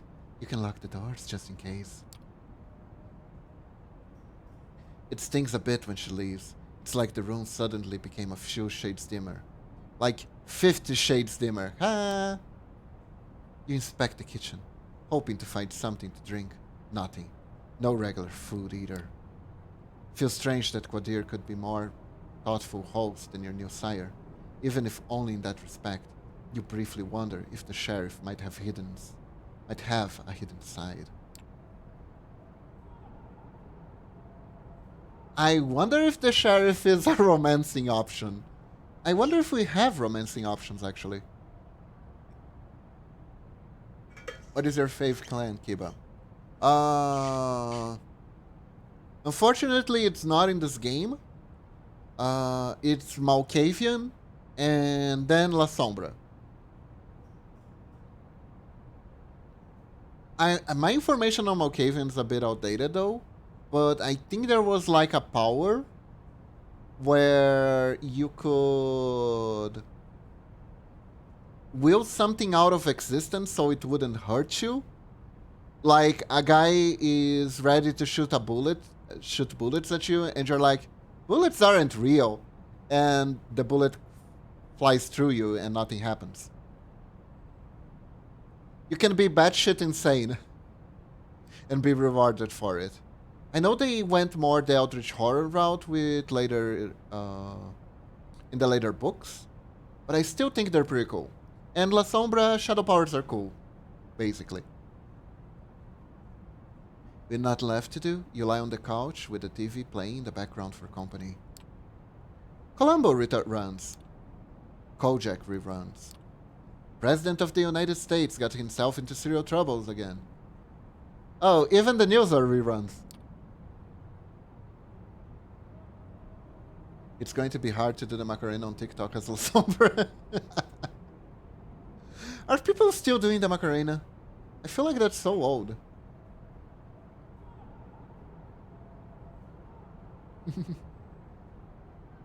Yes.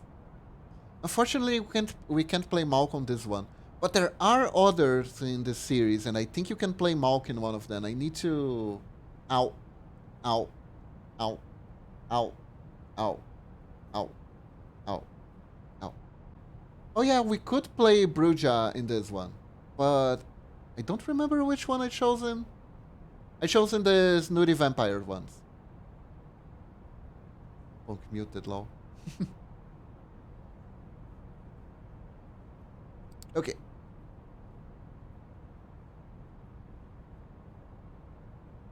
Why is the bonk not going away? It should be gone now. Hold up. Let me check. My tabs.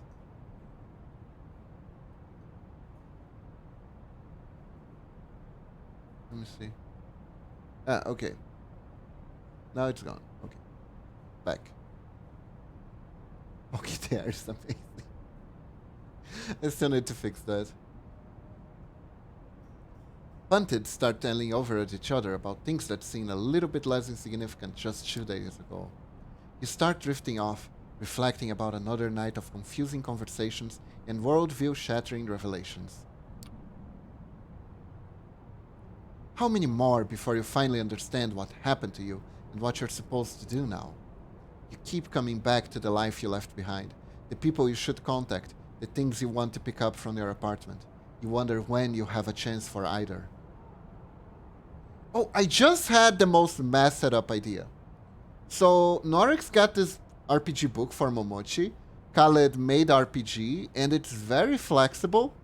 And imagine if we took the setting from World of Darkness and applied the rules from the weebiest RPG ever made and made a bunch of vampire maids.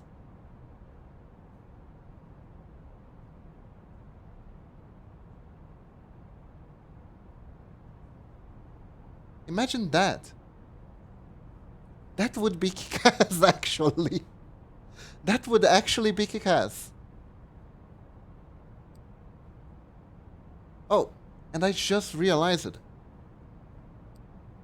I am so sorry. My wood is dirty. Hold up, let me clean it up. Sorry, this is so embarrassing. I am so sorry. There we go.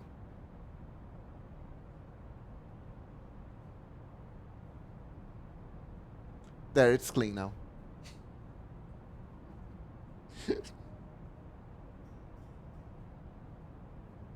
Goddamn babes, did you spill the food daikon again? Oh, Rossetti like that? Yeah, I forgot to clean it up since that day. I'm so sorry. I'm so sorry.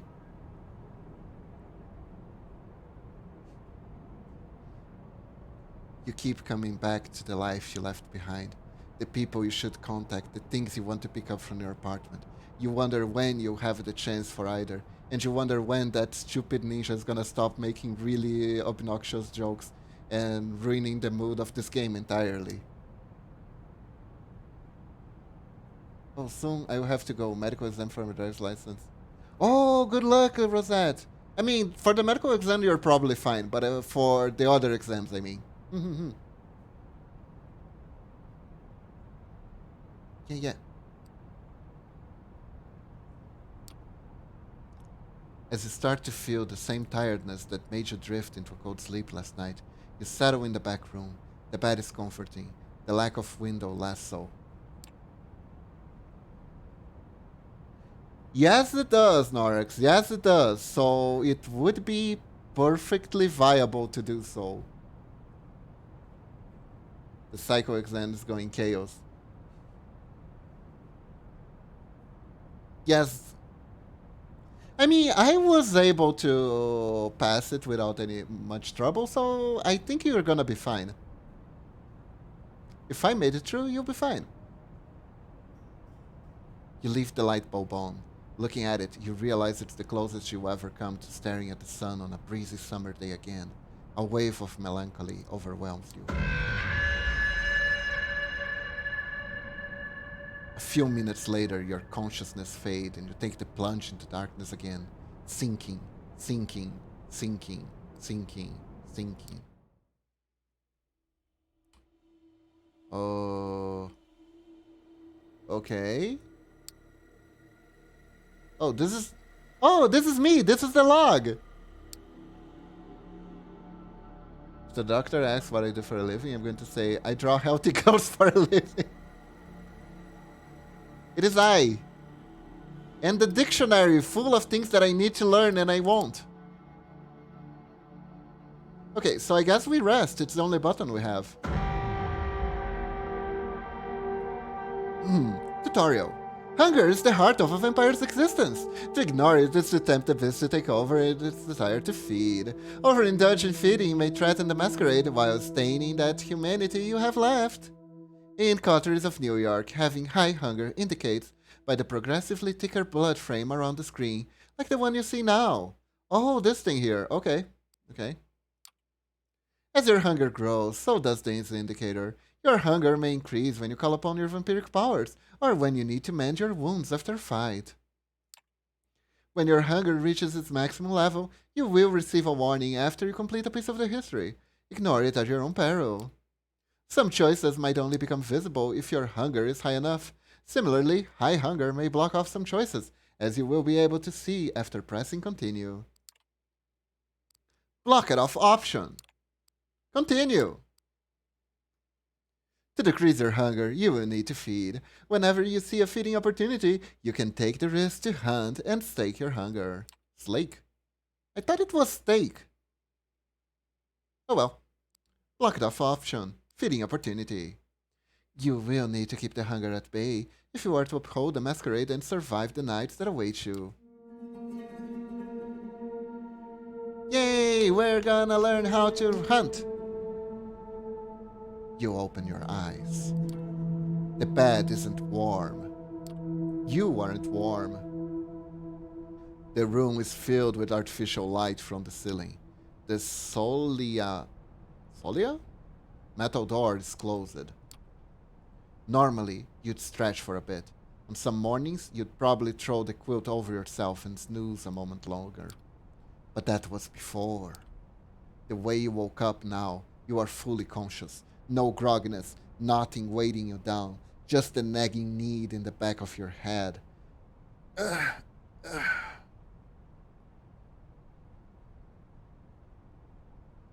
Huh. Hey, Cass! Welcome to the stream! How are you doing today? Oh, okay, log is moving. There you go. Googly eyes, go!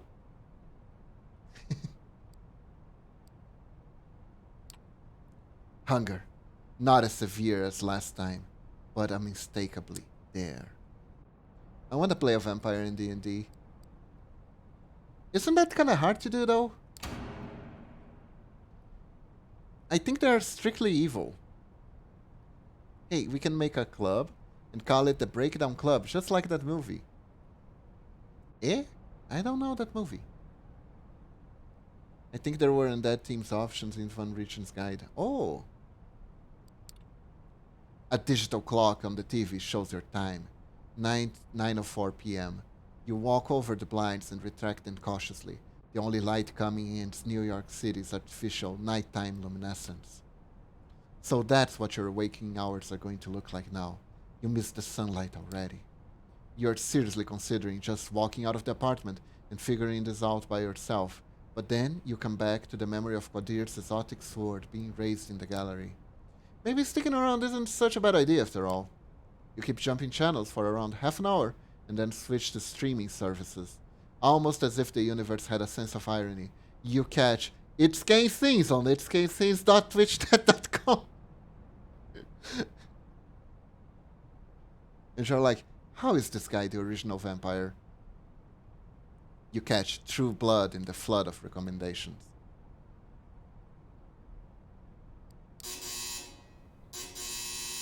Oh god, that sounds like my old doorbell.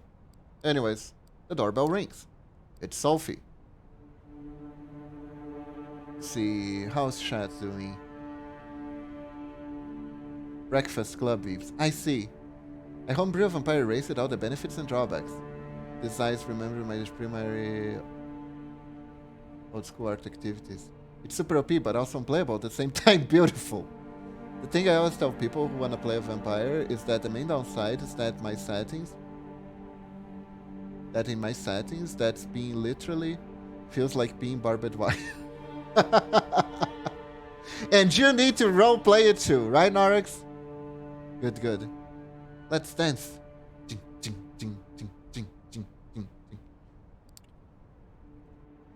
Good evening, babes. Sleep well. Like a dead man.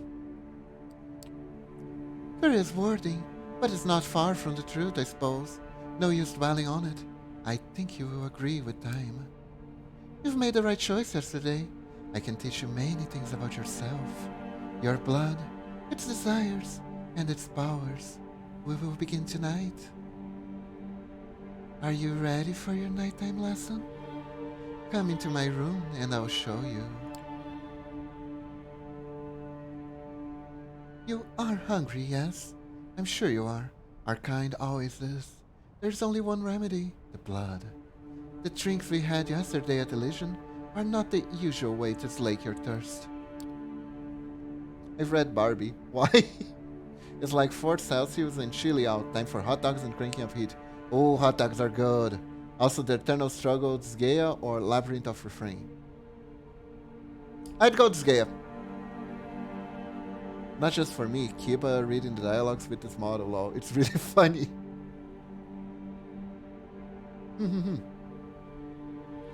What this flavor am I feeling today? This Gaia. Not that Gaia, this Gaia.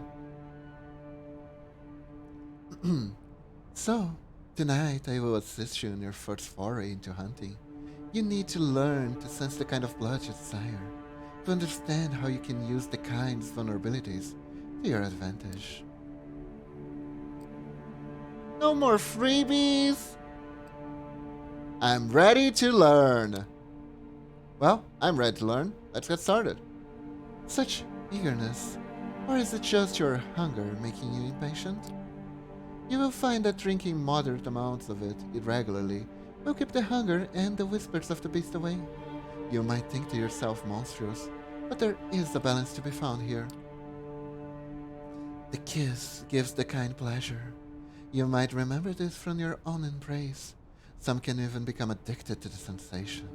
But if you do it right, they tend to misremember your feeding. And if you do it really right, you can charge for it. Imagine.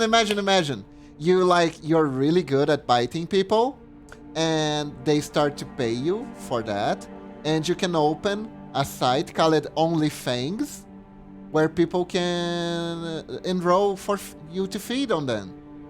It's perfect. It's the perfect scheme. OnlyFangs. See? My next $1 million idea. So, Beeps, you'd be surprised. Oh, is that a thing? I was just joking. That you're a genius. I'm going out here, team. Have a good day, all of you. Bye-bye, Jack! All of these gay shards are like general dudes for characters. Oh, Ultimate Ninja Clean Training, hold up. Let's go to the Battle Royale. Go! Go, my ninjalings! To victory!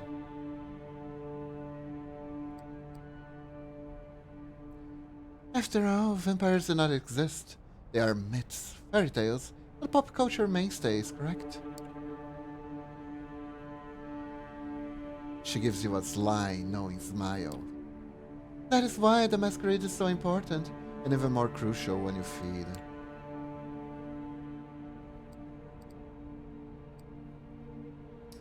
How do you cover your tracks? Biting people leaves marks, right? And the victims remember your face. Shouldn't concern yourself with leaving marks. These are easy to conceal. You just need to bite carefully and then lick the puncture closed. That's all there is to it. As for being remembered, like I mentioned, the kiss is an ecstatic experience, so kind can barely recall the details. It's like one of those weird kinks you see in the animes. And even when you do, the city is enormous. You could spend days on the street and not see the same face twice. Use that to your advantage. Feeding from the same area repeatedly can be dangerous, but by branching out, your risk of the ire of the kindred of those domain you surpass. Lucky for you, New York City is more forgiving in this regard. New York is a somewhat unique position. Many of its neighborhoods remain contested or unclaimed. The reason for this is a lesson for another time, but keep the following in mind. Take opportunities to feed when they present themselves these upcoming nights. As long as you hunt cautiously and respect the masquerade at all times, you should be fine. Yo! Good job, Kaz! You win!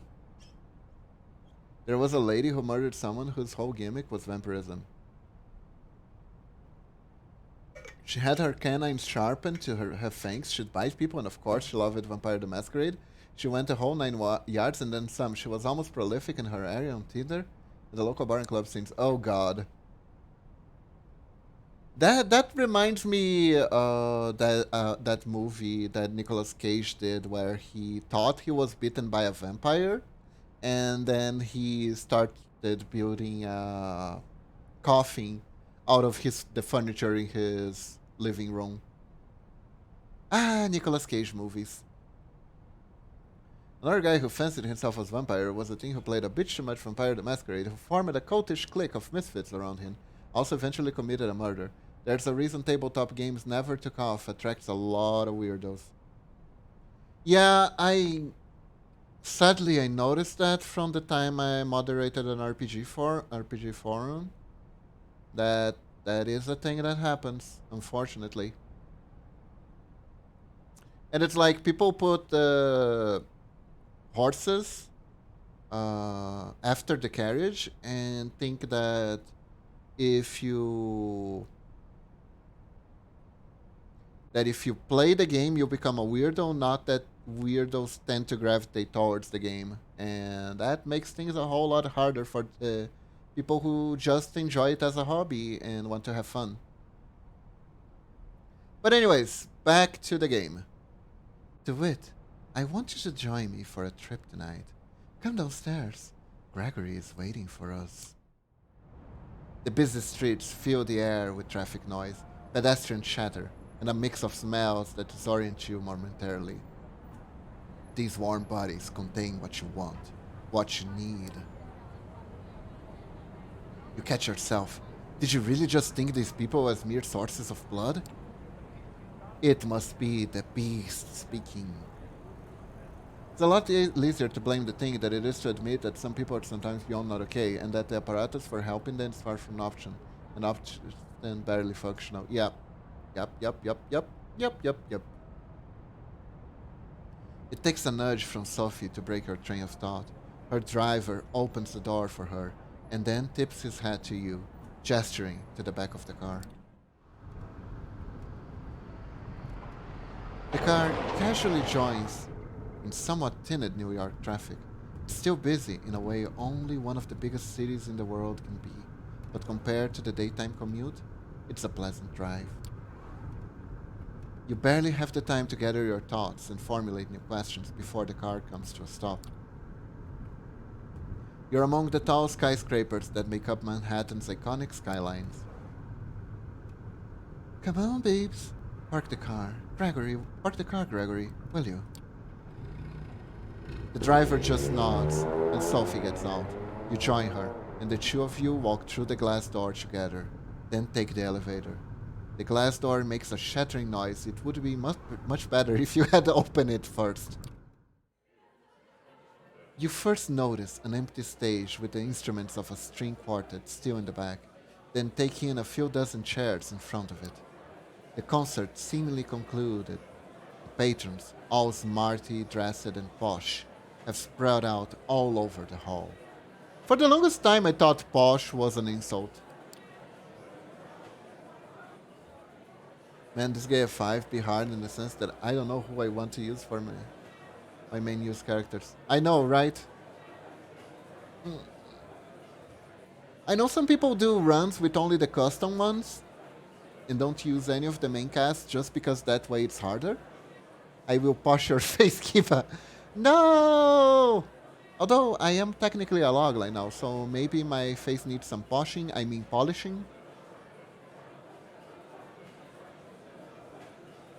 Sophie strides confidently inside, produces an invitation from her purse that she flashes in front of the security guard. She made it with crayons and it seems to have worked. You follow her close and are let through without issues. Let's start easy. A social setting like this one usually proves quite challenging to an inexperienced kindred, but consider this evening a small gift from your patron. I will let go the fact that you are only Silver 5 while playing Kindred in League of Legends. I'm hoping to procure you a willing vessel. Just remember what I told you about taking small steps. This one I have a soft spot for. Do not damage her.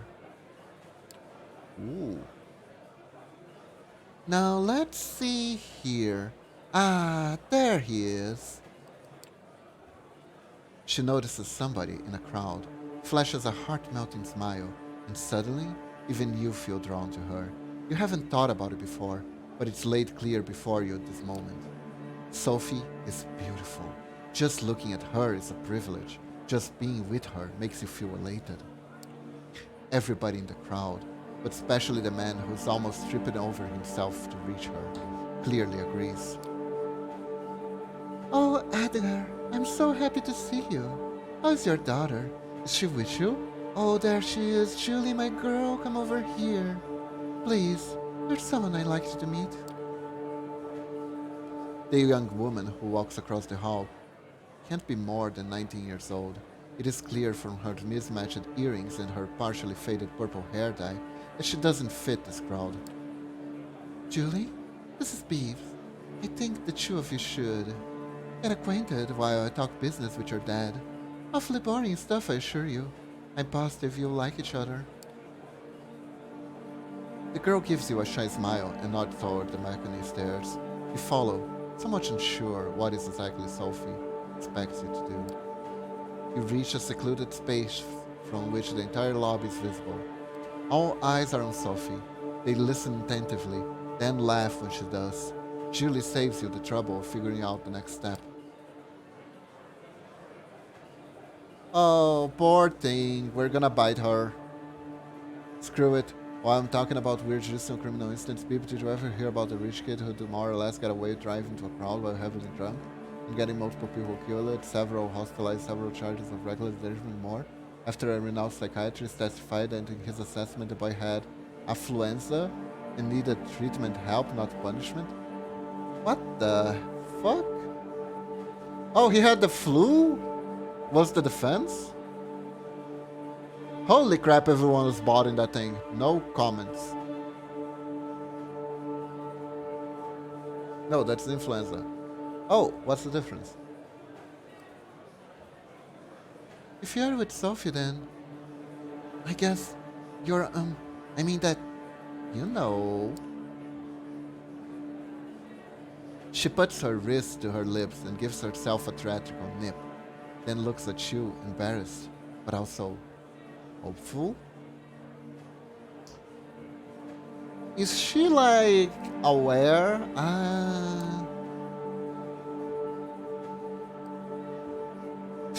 What? You're into that sort of thing? I am so frightened to pick a more odd choice and being a bit too aggressive. I don't want to be aggressive. I want it to be like, so, you like that sort of thing? You know? And like more warm.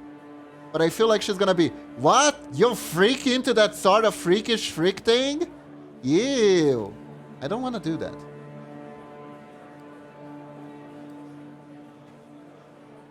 Affluenza is a not codified disorder that you're too rich and sheltered to truly understand your actions and their consequences. And you know where the thing come from? In a mockumentary about rampant consumerism. Oh, Jesus Christ. Yeah, everyone was bought. Yeah. I would pretend I'm surprised, but I'm not. Back with the game. Yes, I do.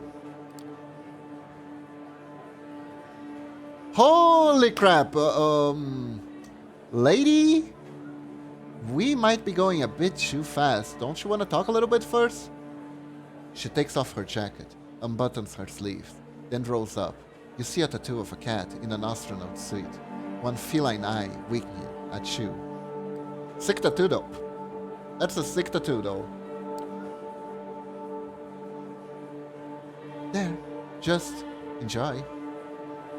The filmmaker was incredibly pissed off that his social critical joke was used as the kid got off the hook and into a 5-star hotel of a rehab center. Jesus Christ, Jesus Christ. Monk-ass indeed. A perfectly awkward smile and a blush.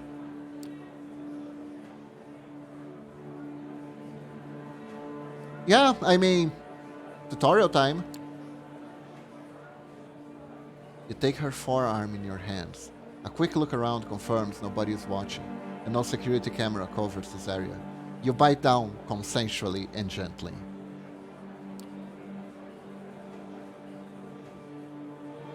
Yo, Falv, that's a sick idea. I like that. It is surreal. She's just given you her own blood of her own volition. How is this possible? What about the masquerade? You need to ask Sophie.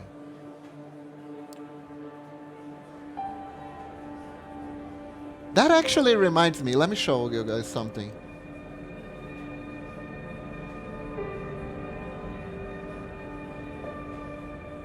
Just a sec. I actually did something for Kane a while ago that turned out pretty good. Let me get it right here.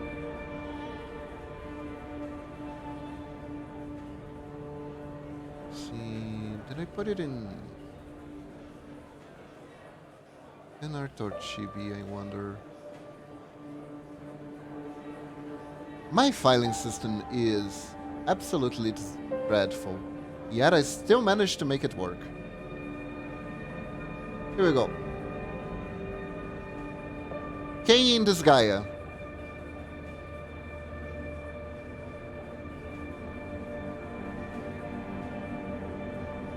Ta-da! Nice, I think I remember that one. It turned out pretty good, I'm pretty proud of it. King really liked this one. It's nice, I love to make pixel art that makes people happy.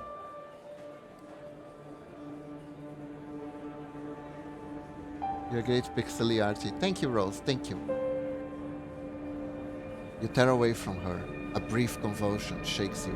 Her smell. It's her smell. It's not right. The temporary feeling of bliss the girl felt when you bit her is gone in an instant. She's disappointed, annoyed even. She looks at you, unsure of what's the matter. Come back. Please, just have some more. Just a little bit more. Oh, she's addict to bites. Oh, here's the kitty. The very thought makes you want to throw up what little of her blood you've tasted. You shake your head. The girl sniffs, starts crying, wipes her face into her jacket sleeve, and walks down the stair and into the hall. The crowd around Sophie disperses slowly, looking at her now. Only some residual awe hangs in the air. Yes, she's pretty, maybe even beautiful, sure, but not your type. What came over you before? You walk over to her. So, do we only feed on people we feel sexually attracted to? Oh, Edgar dear, it was splendid talking to you, but we need to get going. Give Julie my best wishes. Come with me, baby. Gregory is waiting for you out the front. It's only in the car that Sophie addressed you. So, how did it go?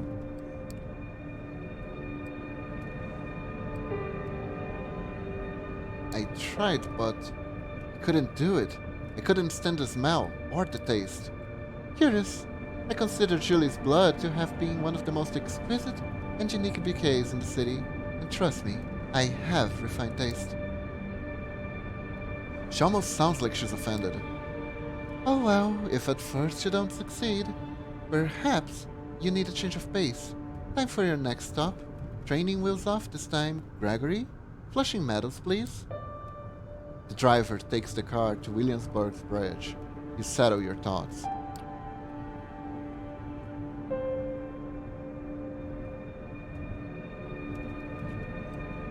Why Flushing Meadows? That's where the nanny comes from. What did you do to the people back there? I know what she did to the people back there. She used a charm thingy. Flushing? What for? Other than the fact that the Unisphere is beautiful at this time of night, it is a great hunting ground of which to try out some of the talents of the blood. We all have our talents. Some of them come from the legacy we inherit from sire. Others can be learned with experience. I can sway people to make them fear me. I see more of the world in a grander detail than some kindred. I can will my body to move with unparalleled precision and grace and more.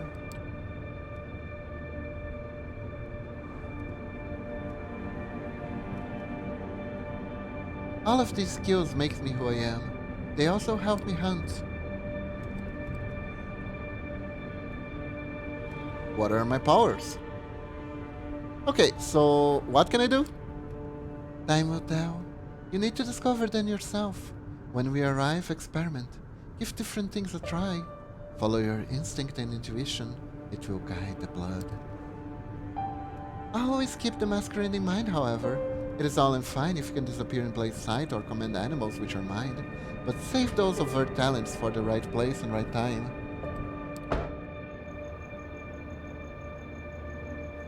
It only takes you half an hour to reach the park at this time of night.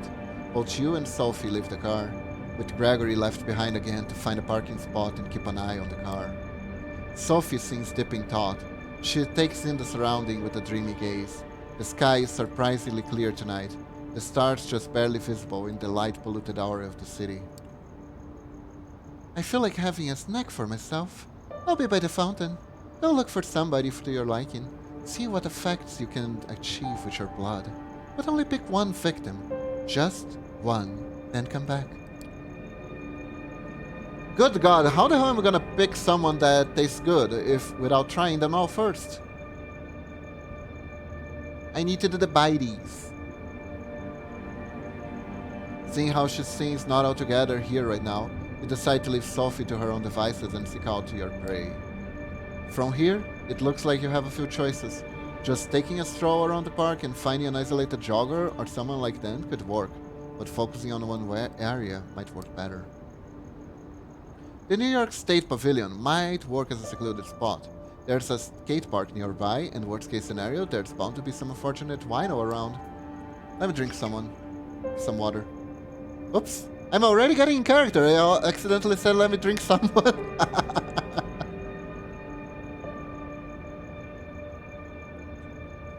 Try out the people and turn into werewolves. Wait, wrong universe. Indeed.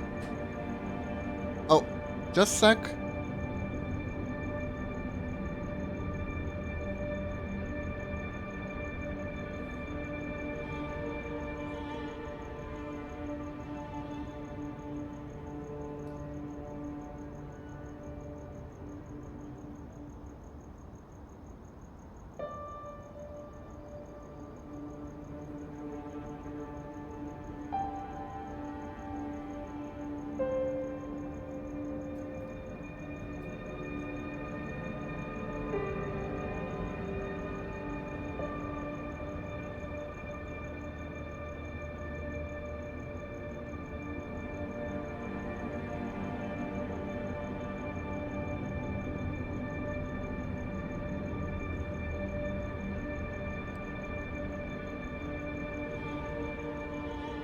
Okay, back. Back. Oh, yeah. Quick joke. Do you guys know what's the favorite classical music composer of chickens? It's back. Anyways. Or maybe the tennis court nearby. There's light coming from there, so somebody might still be playing late at night match. They won't be alone, but they might be tired and let the guard down. Oh. Turbo Punch! Let me get the bonk for you, Rose.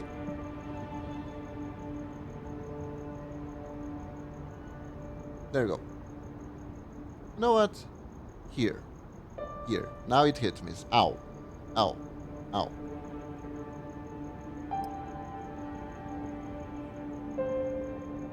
There, now it actually hits me. The bonky bronky the log keep is free. Yeah, I like to keep the log for around half an hour, but sometimes I forget when it's redeemed. How these scenarios play out in your mind. You realize you're planning how to assault a stranger in the middle of the night. It is a weird way to be, but now the familiar hunger prompts you to act. Search for a victim around the park. Hunt nearby the decrepit pavilion. Look for prey at the tennis court. Take a walk, but don't feed. I think we like frou-frou fancy rich boys. I think that's our type. So let's go to the tennis court.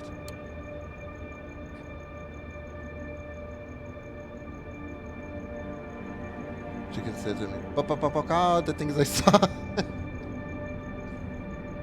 You decide the tennis court are as good a place as any. You make your way to the bright glow of the lamps illuminating the area. As you guessed, a pair of players, two men, fit but older, maybe pushing 60, are finishing up a match. They are the only ones there. It's time to make a move. Barge into the showers. Let's use a power. You think back to what Sophie did at the hall. How she managed to focus the attention of the entire gathering on her. That might be a tall order for you, but a single person could be doable. You wait patiently until the two men hit the showers, get out and say their goodbyes. They go their separate ways, and one of them notices you standing there. You immediately grab his attention. Good evening. Yay, we're biting Santa!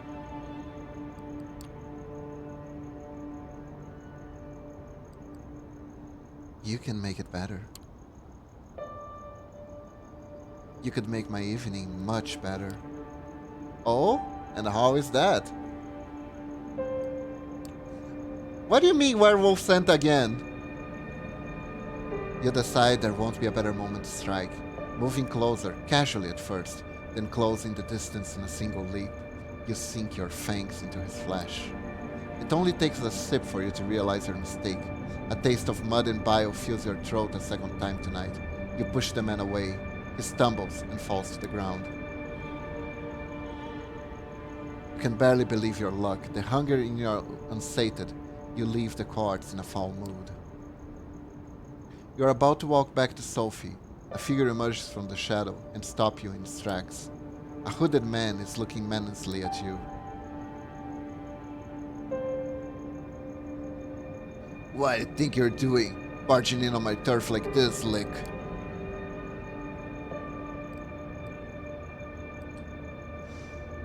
I didn't mean to trespass. I'm gone. Too late for that, friendo. If you wanna live here in one piece, you talk. Candidly, I know what you are, so you can shove that masquerade misdirection up your ass. Now, better tell me who you're with before my boss shows up and we beat it out of you. Big talk comes from a chump.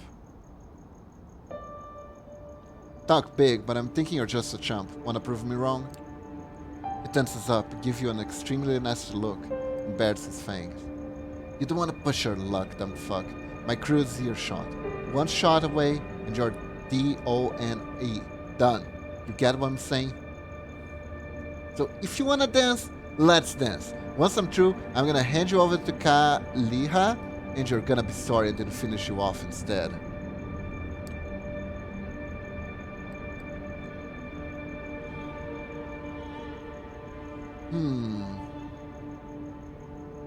Can I use my power?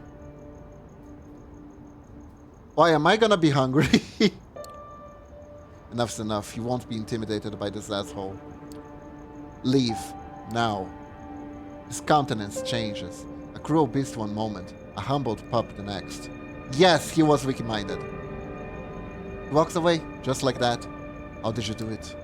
Not wishing to tempt fate any further, you return to the Unisphere, looking back over your shoulder to make sure you're not being followed. Two figures are visible near the sculpture, a man and a woman tangled in a passionate embrace. No, not exactly. It's self-defeating, but the whole scene is set up that it looks like a couple getting intimate in public. She pulls it off like she's done it 100 times before. Can't be a chump then. He was. It occurs to you that she probably has. The man is unsure on his feet as she lets go of him and leads him toward a nearby bench. Noticing you, she whispers something into his ears and leaves him. Her driver appears from behind a tree. Well, babes, how did it go?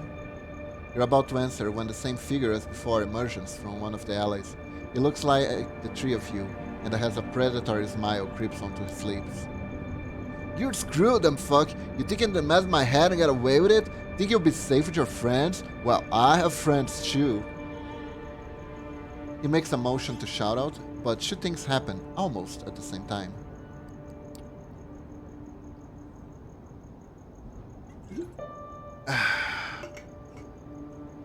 Hey Momochi, welcome to the stream! First, that feeling of warmth and beauty emanating from Sophie flares up again, entrancing both you and the hooded thug. His shout comes out as weak and confused squeak. Secondly, Gregory produces a wooden stake from the holster under his jacket and slams it into the thug's chest. Just like that, in a few seconds, the posturing vampire is down on the ground, paralyzed. I see you made a friend, Beebs. Here is Joseph company, I would say. Who is he? You mentioned Callahan. He said something about presenting me to somebody named Callahan. Ever heard of him?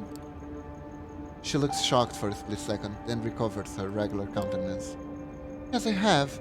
This hoodlum's an anarch then. Curious. Corona Park has not been claimed by any kindred, last I checked. I'm sorry, the what park? Let us go to the car. We'll pull him in the trunk and present him to Kadir tomorrow night. I'm sure he'll be delighted to make his unbound acquaintance. Oh no, keep a run. Keep it. Gregory. This would have been a great nickname. Why didn't I think of that? The Vampire Kibet. Gregory carries the stout-taken vampire and dumps him in the car's trunk like a mannequin. It is a strange sight that you're quite happy you're not in the Portfucker's shoe right now. It's almost surprising what you can get away with just casually throwing a stiff into your car and driving away, but then you remember that Sophie has been doing this far longer than you have. Gibbles, the one who nibbles. Still, The nagging thought that anything you did tonight could have been recorded on the CCTV camera or picked up by a random with a half-decent smartphone and stream it offline fills you with dread. Hunting and using your abilities is a dangerous business. It is clear that this whole being a vampire thing has about as many caveats as it has perks. You've taken out of your headspace by Sophie's voice. I will pick you up tomorrow night, same time tonight. I have some business to attend at the Legion, and I expect you to accompany me. Plus, our friend in the back needs to be properly introduced to Quadir and the Prince. I'm sure he'll have some interesting things to say to the court. Her voice is cold, cruel, and nothing like the enchanting personality she showed at the gallery earlier tonight. Sophie is clearly a woman of many faces.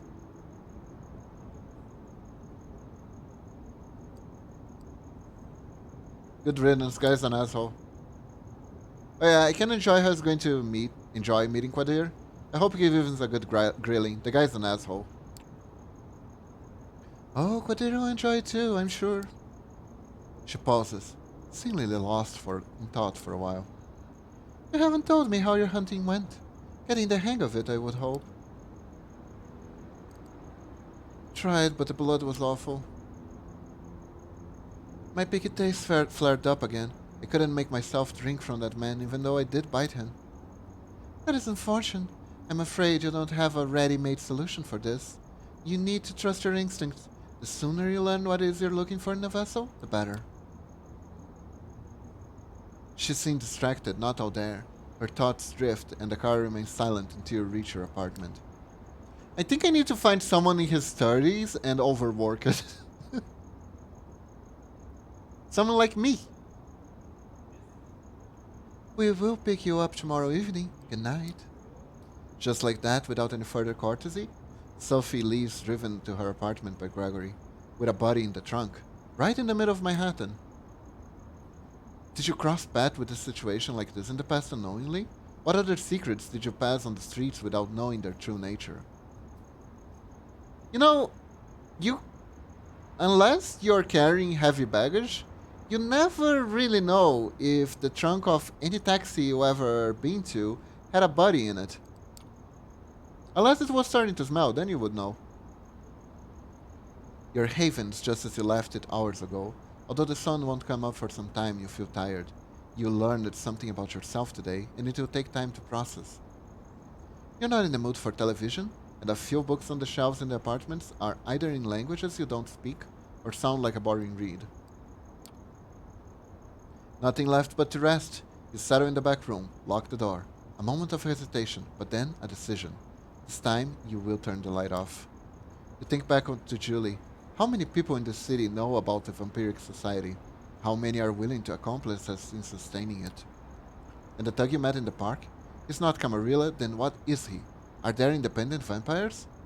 How does that work? More questions. You begin wondering if there's ever going to be a night where you can start crossing them off the list instead of adding to it. You close your eyes.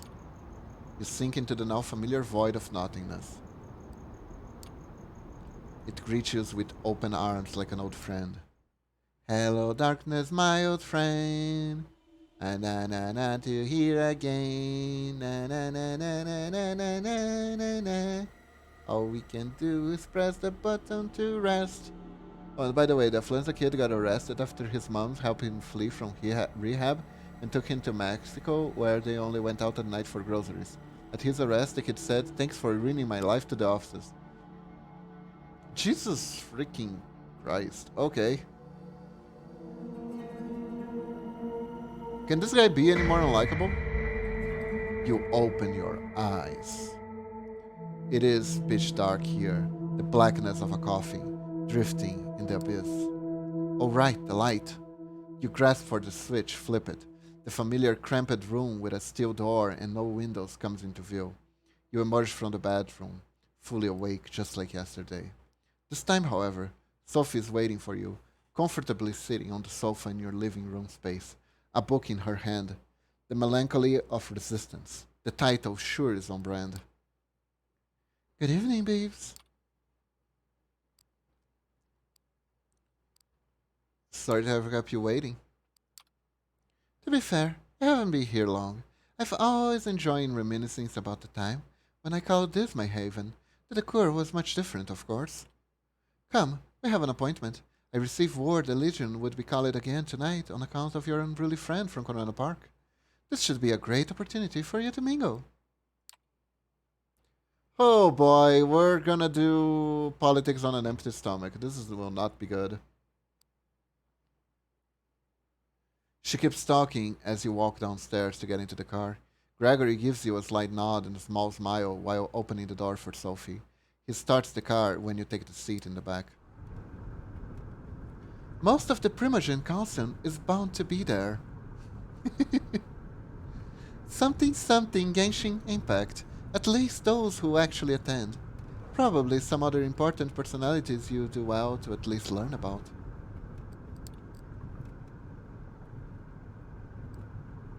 Give me Primogens! Primogens, shorting for primogenitors. No. It's Genshin Impact's currency. It's full of it. Me too, please. No, I will have all the Primogens. I will talk to them. What should I carry myself when inside?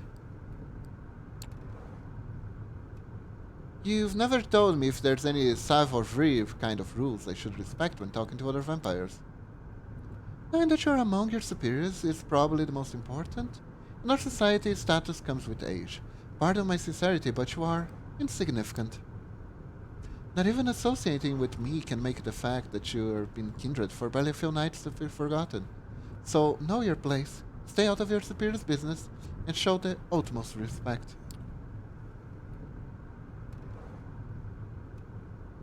Yes, Beebs, but also do you know what a primogenitor is? Yes, it's the dad, basically. Father and mother, the one who gives birth to the children, right? Primo, first, genitor, generate. Something like that. Thanking the prince for sparing you, and maybe having a friendly chat with Quadir publicly, might show your gratefulness of being a part of the Camarilla now. I would suggest you to make it sincere. At any rate, you should behave yourself tonight. Remember that I am told about reflecting me as a patron? I have a reputation to uphold in the court, do not tarnish it. There she is. She might have saved you. She might be protecting and teaching you, but it's clear what she's really concerned about, her own interests. I mean...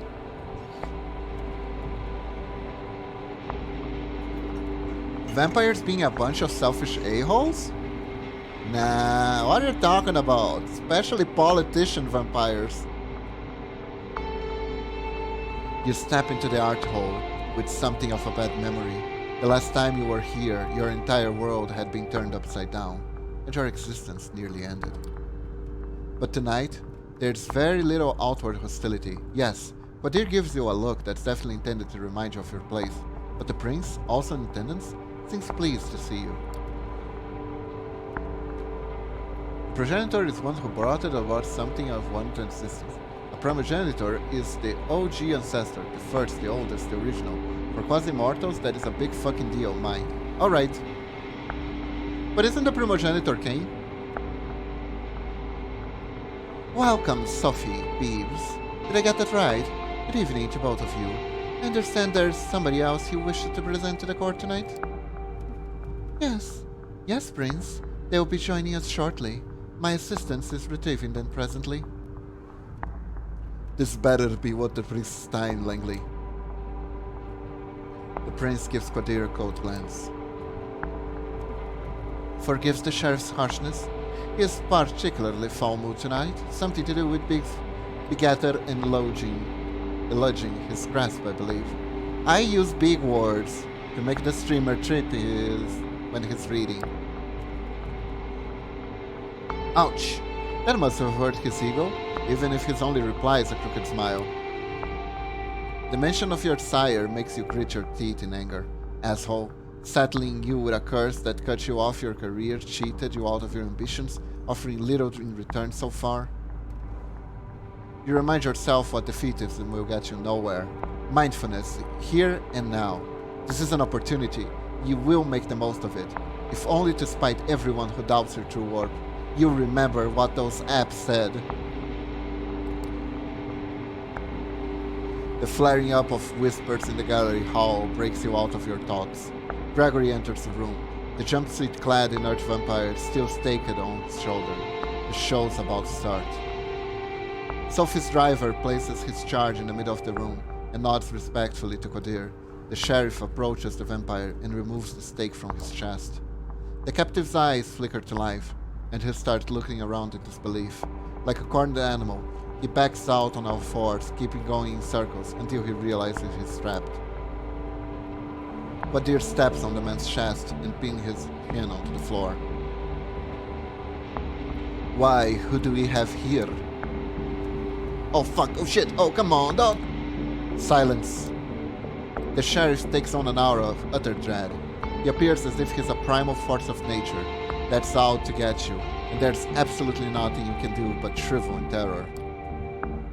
The beast inside you shrieks, and still could swear it happens in unison with the instincts of some of the other guests here tonight.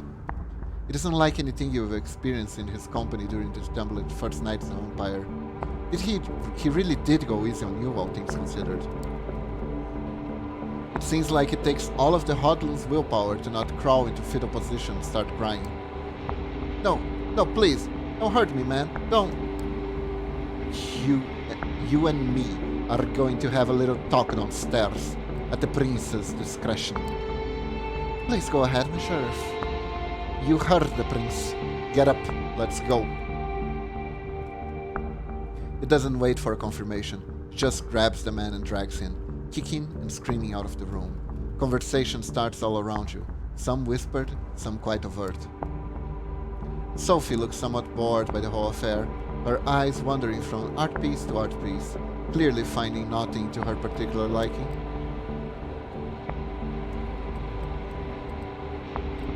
Whoa, what happens now? It will be at least some minutes before Qadir gets the information he seeks out of the stud. Why not mingle while we wait for him to break? Excuse me. Sophie leaves your side and goes to a corner of the gallery, where a group of kindreds, some seemingly pretty old-fashioned, gathered. A concierge offers you a drink. Still warm, it smells nice. Just a sip to start you off, a splash over your palate, coating your tongue and the insides of your cheeks. Nourishment. You're left to your own devices. You have a quick look around. Oh, thank God, we didn't throw up this time. We might be able to save some hunger, but I'm thinking not. The prince is currently talking to a dark-skinned woman that you recall seeing here a few nights ago.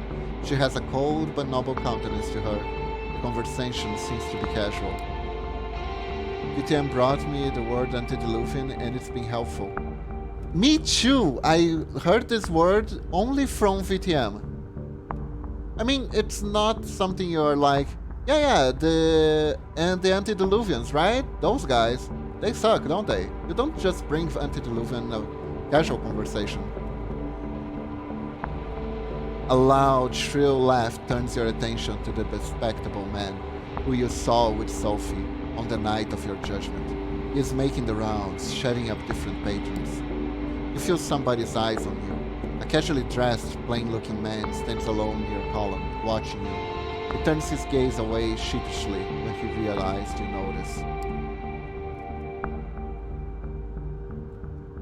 I hear this word a few places and use it even more, including casual conversations, because I'm a pretentious asshole. There, Norix. So, I'm guessing trying to shut up to the prince is, no-no?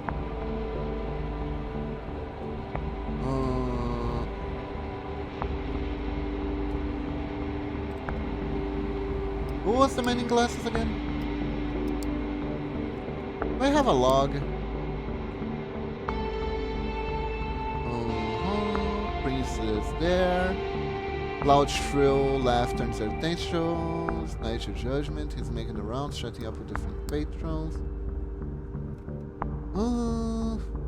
I guess we can try the guy with glasses.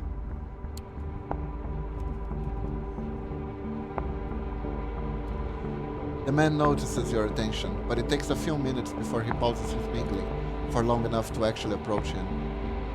He looks at you quizzically. Thomas Arturo. Is that your name?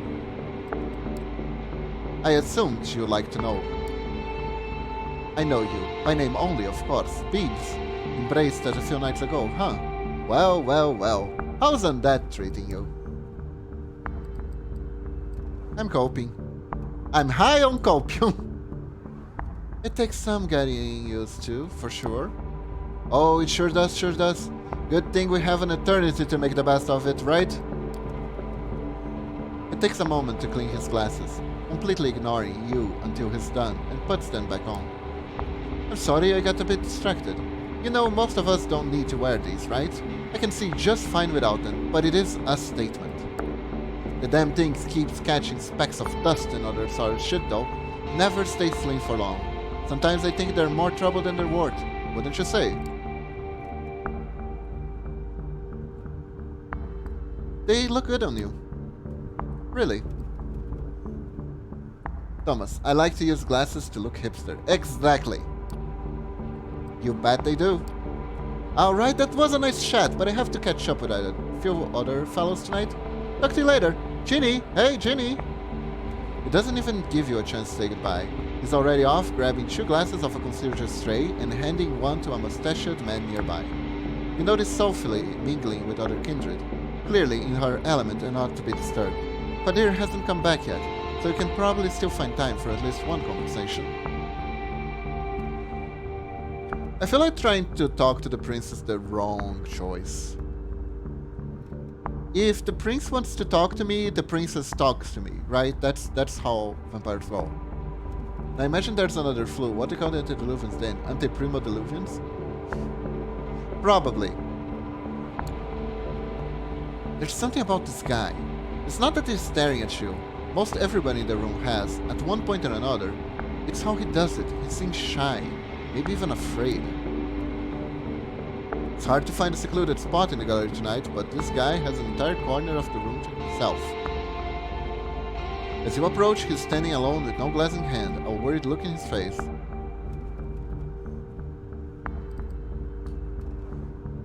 Good evening, Mr. Larson. Or you can call me Robert. Either's fine. Alright, I'll call you Bob. And the antediluvian. Yes. Why are you standing here alone like this? Are you an introvert? I'm not hugely liked around these parts. I'm surprised you wanted to talk to me. Then again, you're new, so you probably don't know. I'm one of Princess Penhard's primogenites. I'm here on business, in case the prince requires my insight. Usually, so she can hear me out before ignoring me. Not sure if you were paying attention the other night, but when the prince mentioned diverging opinions on whether you should be executed or not, that was me. I was the diverging opinion.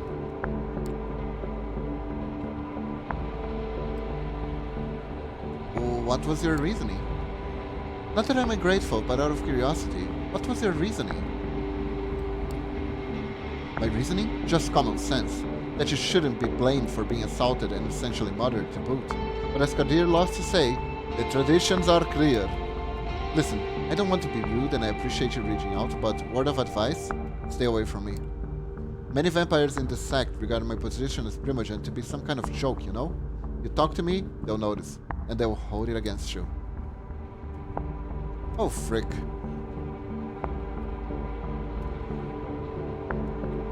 You have a quick look behind you and see that a few of the kindred, particularly shooting your curious glance. One woman in particular, a redhead boasting a fanciful hairstyle, watches you disapprovingly. Some of them already do, I imagine. Excuse me, I need to try and get a word in with a few Primogen members before Kadir returns. Enjoy your night. With the critical looks of a few kindred to keep you company, you start thinking about who to pursue next. A loud exchange nearby the staircases grabs everybody's attention. Kadir is back, and the hoodlum with him. The sheriff pushes his unfortunate victim inside the room. Okay, so we just talked to the pariah. I kind of figured, but I wanted to understand. The vampire that threatened you last night is a mess. What stupid hat still inexplicably have? Hold on, need some water. My god. Actual visual novels are rough.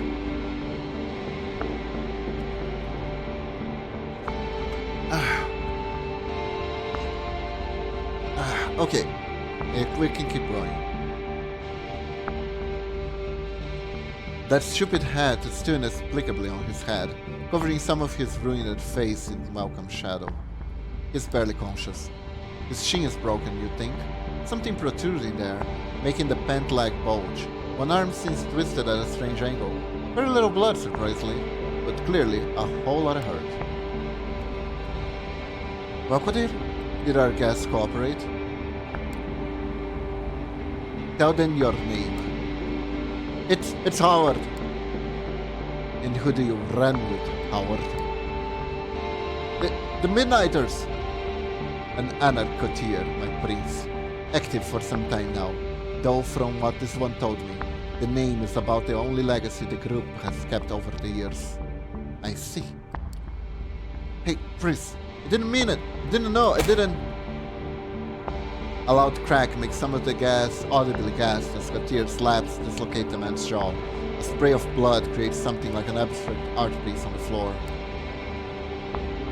An involuntary reaction. Your eyes locks onto the red drops and you feel a pang of hunger. Even though you had some blood tonight, it seems like it's still not enough to fully control your instincts. This one's guilty of threatening a member of the Camarilla and claiming a domain without the prince's approval. That alone would be enough to pass swift judgment, but he's also an anarch scum. A prince? There can only be one verdict. Final death. Do your duty, Sheriff. Unless, of course, somebody would like to play at being a good Samaritan like a dear Miss Langley a few nights ago. The look the prince serves you and Sophie is a cruel jest. Sophie takes it gracefully, smiling and slipping her arm under yours in a strange public show of affection. Nobody says anything. The vampire named Howard jumps to his feet and makes for the window.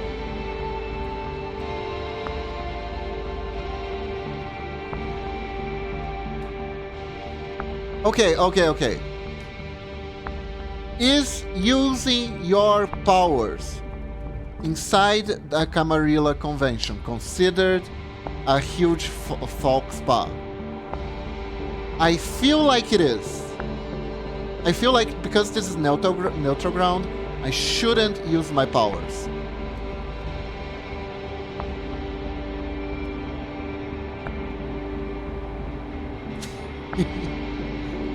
Okay, faux pas.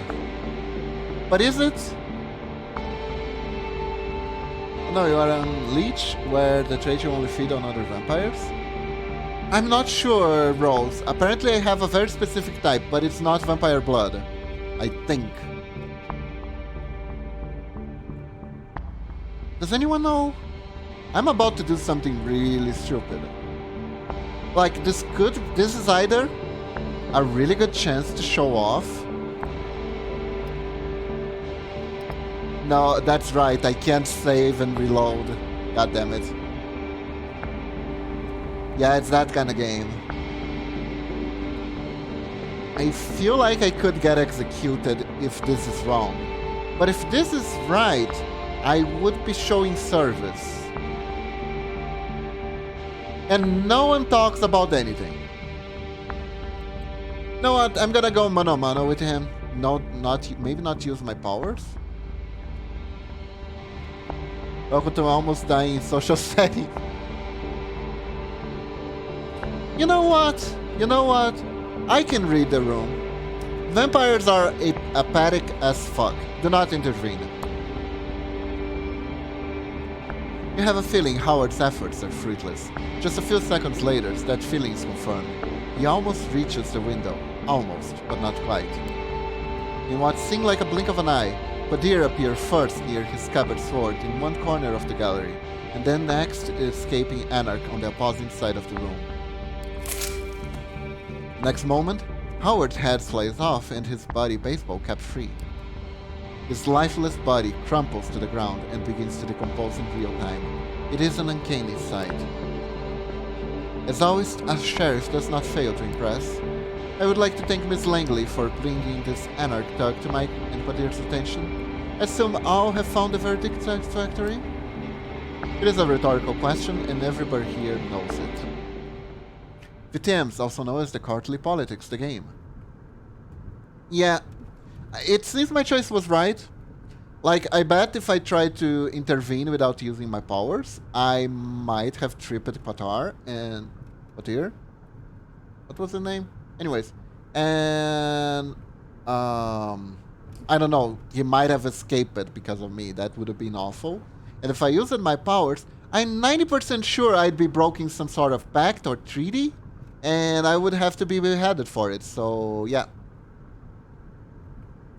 Apathetic from pathos, suffering, and the appreciation of negation, literally without suffering, unsuffering. Huh. It fits the word perfectly. She steps out of the room, and you see that many of the guests move to do the same. Sophie seems to be conversing with somebody, a serious-looking man in a trench coat, about what has transpired.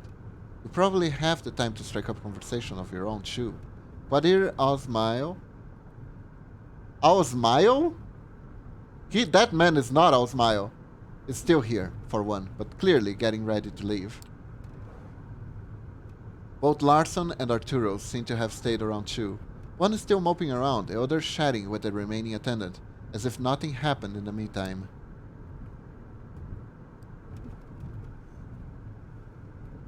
Let's talk to Qadir. The sheriff's mood seemed to have improved, so you decided you won't get a better shot at saying your piece. He's just sheathing his sword as you approach him. He notices you just before his face turns from a melancholic frown back to his regular predatory smirk. You seem to have caught him in a moment of reflection. An antonym would be sympathetically, literally with suffering, but as in suffering with another rather than just having suffering, does the hyphen. Oh, I see. What is it, Beebs? What is it, Beebs? I wanted to thank you for bringing me here. In one piece, for giving me a chance. An emotion creeps into Quasir's face that you haven't seen the sheriff exhibit yet. Is that gratitude? It's fleeting. Only there for a moment. Gone in the blink of an eye. Gone with the wind. It's gone now. Never coming back. It's gone. It was trying on my nerves, and you are still far away from proving that it was the right thing to do. So don't think that few kind words will let you off the hook.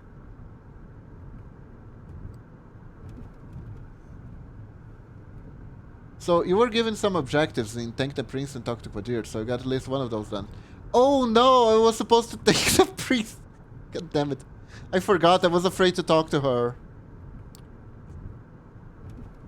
I wonder, how does it feel to bring a lamb to the slaughter the way you did tonight? Do you feel any remorse, regret? I'm going to enjoy guessing. If there is nothing else, I'll be back. I'll be taking my leave.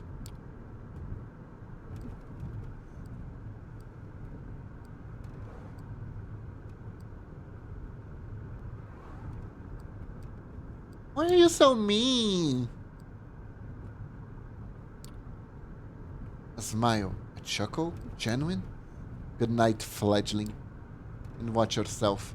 You messed up by betting average, so I'll be sure to keep a close eye on you. I mean, you did call him what, a fuckboy? That was just in jest. Come on, lighten up. With that final threat, he leaves the gallery. It's right about when Sophie also ends her conversations and walks over to you. Interesting evening, wasn't it? Come, Gregory is awaiting downstairs. She seemed preoccupied with something and not in a talkative mood. It is an awkward ride back to the city. This time, you arrive at another building, just 2 streets across the apartment. She brings you upstairs through a very nice lobby and a luxurious-looking hall into her domain. Please, have a seat. I shall be right with you. I mean, it just said curse. It didn't say it was going to be fuckboy. You know? You know? I thought it was the lighter option out of the three. It turns out it wasn't. You take in your surroundings. The apartment is like a gallery, an old school smoking room that you've seen in some period piece once, and a nouveau riches living room, meticulously combined together. Apologies. Old habits die hard. Clearly some stick with you even after you're dead. She drags on her cigarettes and breathes out. Breathes. Why's she doing that? Can you do that? Oh yes, you might not know. It takes some practice, but you can keep smoking if you like. Other things too. Experiment, and you might surprise yourself. But I did not bring you here to show off. This is where I rest these nights. That door in the back? A bedroom. Similar to yours. I have servants and bodyguards in addition, of course. When day beeps, I'm gonna make her play some Shadowrun. The video games one, not the TTRPG one. And I'll also make her play that just later. You know, Norex? This is gonna sound weird, but I think I played a Shadowrun game once that was for the cell phone, actually. I had a tablet, and it was a paid game, not a free one. So it was an actual game. Oh. Yeah, I think I'm about to get scolded. It had a cult of ant people. A cult that was turning people into ant people. So you might know based on that. Anyways, I brought you here because I need you to trust me. When I told you before that I needed you on your best behavior and uphold my good standing within the court, I meant it. But that is not the whole story. You bet you had 2 jobs and you fucked one of those up. I think I dreamt with you saying that to me on chat once, Rose. I feel like I just had a deja vu. You know?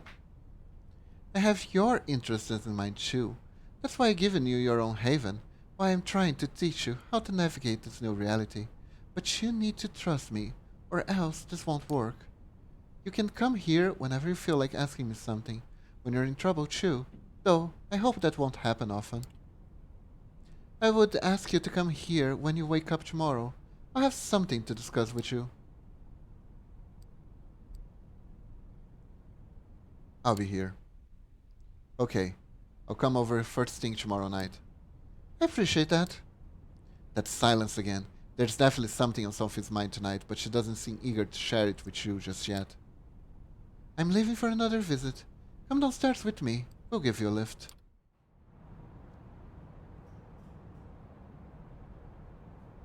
You bet you had 2 jobs and fucking one of those stuff. Yeah, you can be a bit silly. I'm probably going to repeat that. A quick trip, a promise that you show up tomorrow, and some polite goodbyes later, you open the door to your haven and gather your thoughts. It is excited in a way, being dragged deeper and deeper into the secret society and its rules. Whatever Sophie has planned for you, it's bound to teach you more about this thing you have become. You sink into your vampiric sleep with just a sliver of hope. It is a welcome change. Rest. My favorite bit of Shadowrun is the US turning into the Sioux nation. It is not something you see often in fiction. Natives gathering at least part of America's back. That's right. Ooh. What is this? I see something delicious coming my way. Oh no, she's not willing to share. Come on, some popcorn, please. Okay, thank you.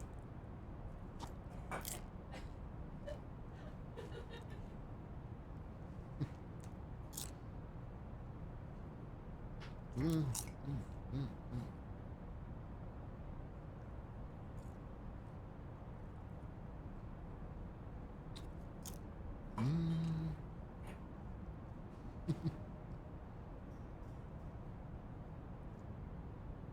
Apparently, she was going to eat the popcorn by herself, and she was trying to sneak into the office with the popcorn.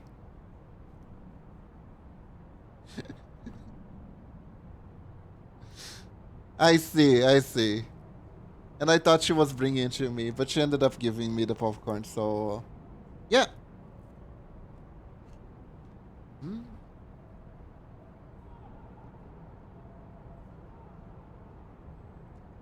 Sharon is loose out. Don't worry, there's a whole pan of popcorn. Don't worry about it. She already brought her own.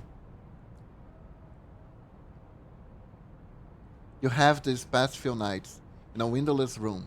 As you pry open the reinforced steel door, you look out the window to see, invariably, a sky bereft of sunlight. And then it hits you. The hunger! For a moment, you let yourself wonder if there will ever come a night where it's just not there. Given that you learned it thus far, you probably have as much chance of kickstarting your heart with jumper cables.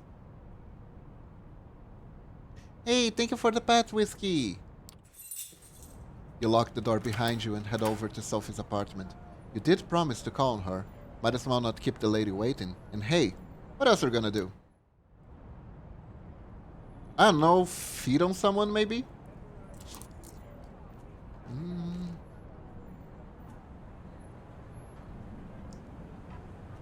Get in touch with your boss? He's probably looking for you. If only to get scolded for the unattended files piling up on your desk. What else are you gonna do? Call the cops? Not worth the hassle. You're almost hoping the few coworkers that seem to give a shit about you were faking it. It would make things easier. A fresh start. From the ground up. Sorry. I'm fine. Just like good old times. These thoughts put you in a weird mood. It is a strange sensation to walk the crowded streets, same as you have many times before, but feeling so disconnected. All these people, you're not one of them. Not anymore! You're a vampire, kindred. And you need to carve your own path into strange new existence. You're a vampire, Harry. And this is my immortal. I think Harry's god name was Vampire in My Immortal. Yeah, good times.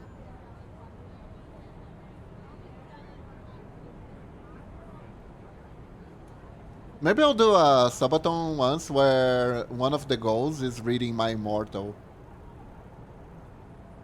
Not all of it, just some. You're a vampire, kindred, and you need to carve your own path into strange new existence. One way or another, probably enough, you arrive at Sophie's building just as a thought crosses your mind. A quick word to the security guard, and you're led in the elevator. Apparently, Miss Langley is expecting you. Of course she is. You knock and wait patiently as the footsteps on the other side grow closer. Finally, the door opens and Gregory, Sophie's driver, invites you in. You find the lady herself standing by the window, silhouetted against the city's midnight glow. She stares out motionless, like a marble statue. She is zonking out! Pretty easy day at work, just got 1 hour left before my weekend starts. Oh, good news! That's awesome!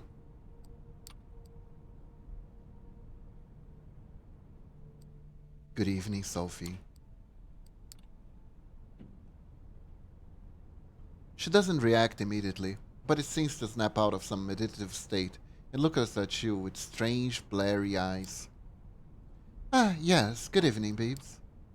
I was wondering, when you look out at the city, when you see the lights, hear the hum, smell the rain on the pavement, what do you think about? You gaze out. The lights and rain, the relentless honking below, music blasting from a nearby window, echoing off of buildings. Someone should record an hour of this and throw it up on YouTube as an ambient piece. Okay. Then I go home, make a liquor store run, and get you streaming. Yay! Nice. Other than that though, it's business as usual. The size, the sound, the smell, you know them all too well. Sophie watches you. You can tell she's disappointed, somehow, but she covers it up with a courteous smile. Well, not everyone can appreciate the intricacies of the world offers. In fact, among kindred, My clan is somewhat notorious for finding innate meaning, even in the mundane. You see, the blood that flows within me is the clan of Toreador.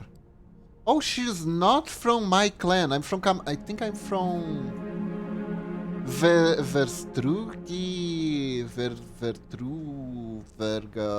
Vergamon, VTubers. Yes, I'm from the VTubers clan.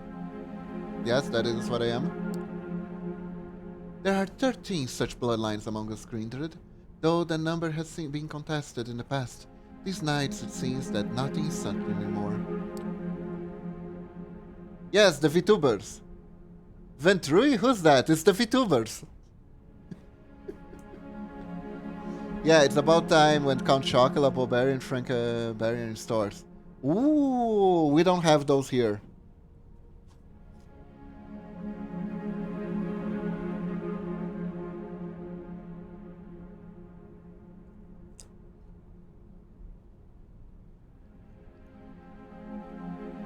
But Frankenberries look really tasty. I always wanted to try. The clans have gone by many epithets over the year, but the names used at these nights have their roots in medieval times. The original Inquisition, if you can believe it.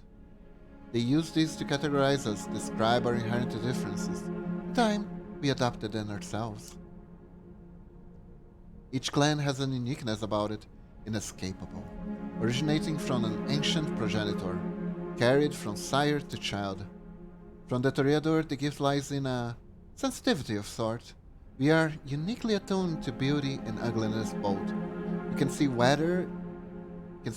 either where most cannot, a blessing on most nights and occasionally a curse. We are the INFP clan. I'm not lying, that description is literally the description that I saw for those INFP personality test things once. CC hippies, gotcha, exactly. Like both of us, Norix. Like both of us. Hey, there's no age for good food. And lots of sugar. I mean, unless you're testing positive for diabetes, then maybe cut down.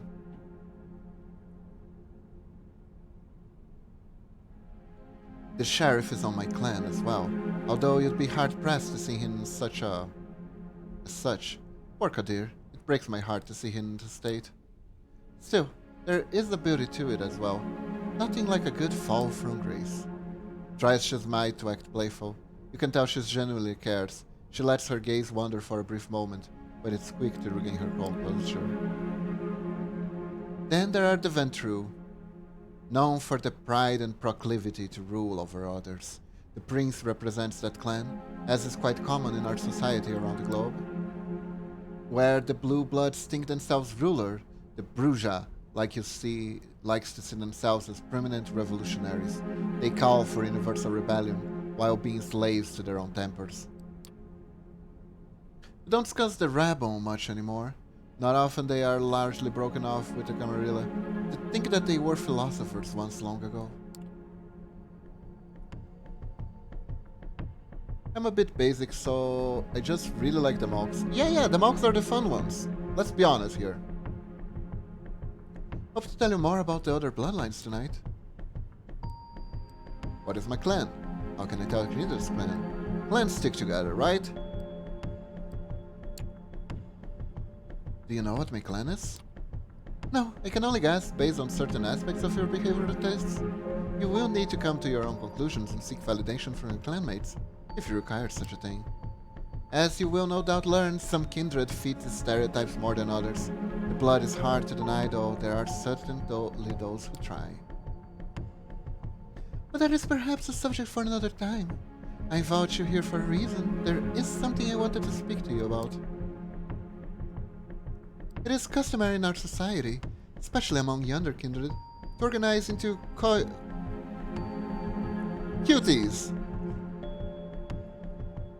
Coteries. Sometimes these are called by the prince themselves, or mandated by a fledgling sires. You may also know these as RPG group parties. In our cases, you may treat it as more of a strong recommendation. I want you to seek out companions, not only because you need to learn more about our society, but also because it's useful. True friendships are rare among kindred, but having allies, even temporary ones, is somewhat of a necessity these nights. We might be selfish creatures, but we are drawn to each other nonetheless.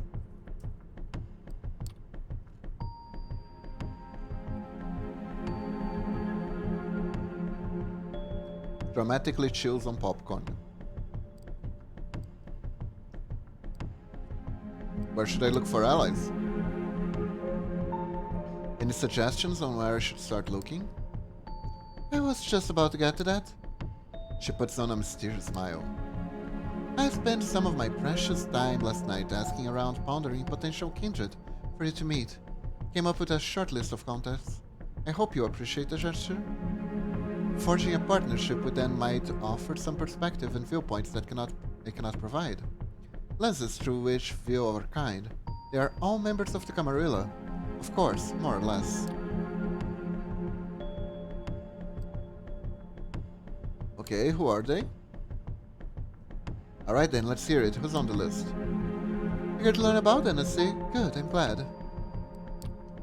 So let us start with the Tremere. They are a powerful clan disliked by many, but feared and respected by many more. They have been an important pillar of the Camarilla since the very beginning. They are blood sorcerers. Like Vladimir from League of Legends, who isn't a vampire for some reason.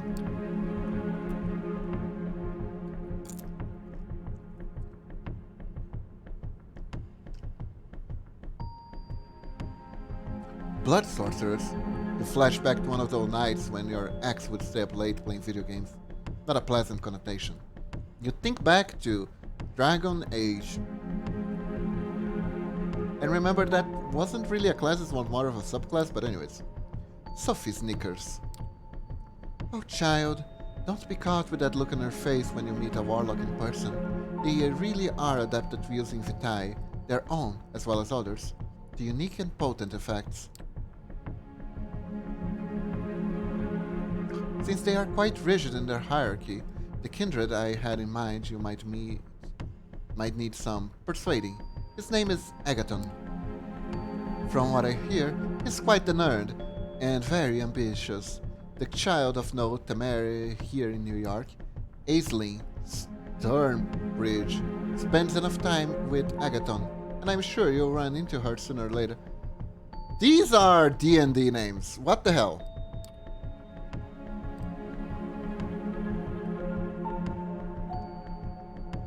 Chance to meet an important person then. Nerds! By getting to know this Agaton, I can get closer to someone higher up the ladder? Yes, although not immediately. I would imagine Aisling find herself in a somewhat precarious position, both in the city and her clan. Every move she's made is heavily scrutinized, thus she has learned to tread lightly. Anyways, if you wish to contact the Tremere, I hear you can usually find him in the New Age bookstore on Broadway. The Tremere have one of their workshops here there. Gregory will give you the detail. They are hipsters! Now, this next recommendation comes with a bit of a caveat. As you recall me saying, most bloodlines have unique features that might not be obvious at first glance. Well, there is one clan whose members wear their curse on their sleeves. The Nosferatu. Aisling is pronounced Aisling. It is an Irish name. I have a friend whose name is Aisling, and she would beat you over the head with a lavender. Okay, fair enough. I didn't know.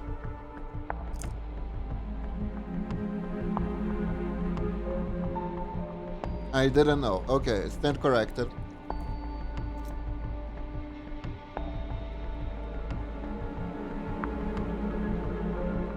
Aisling is a fine name.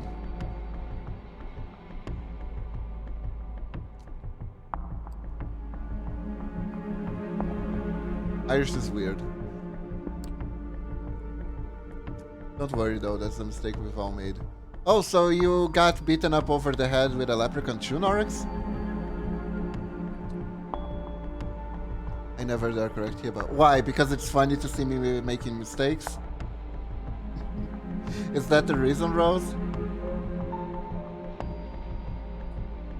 The way she said it, You're pretty sure it should mean something to you. Other than the surrounding flooring, it doesn't ring any bells. No wonder they make their heavens in sewers, abandoned buildings, and such. Their appearance is hideous and obviously unnatural. I feel like playing Nosferatu is like playing Vampire the Masquerade in hard mode.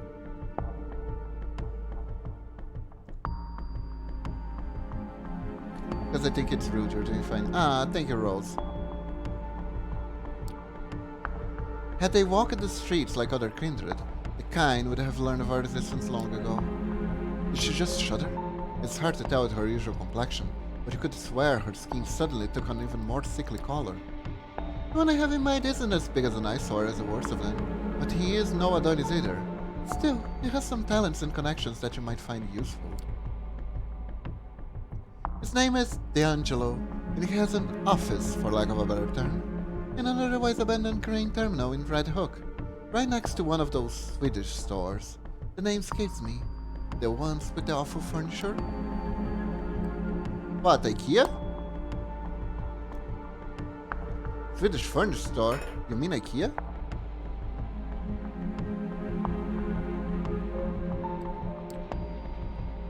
Yes, that's it. My mind struggles to retain things that are aesthetically displeasing. She does not like IKEA. Noted. Guess I'll have to risk that IKEA furniture from the list. We don't have IKEA around here. Is it that bad? I see a lot of jokes regarding it.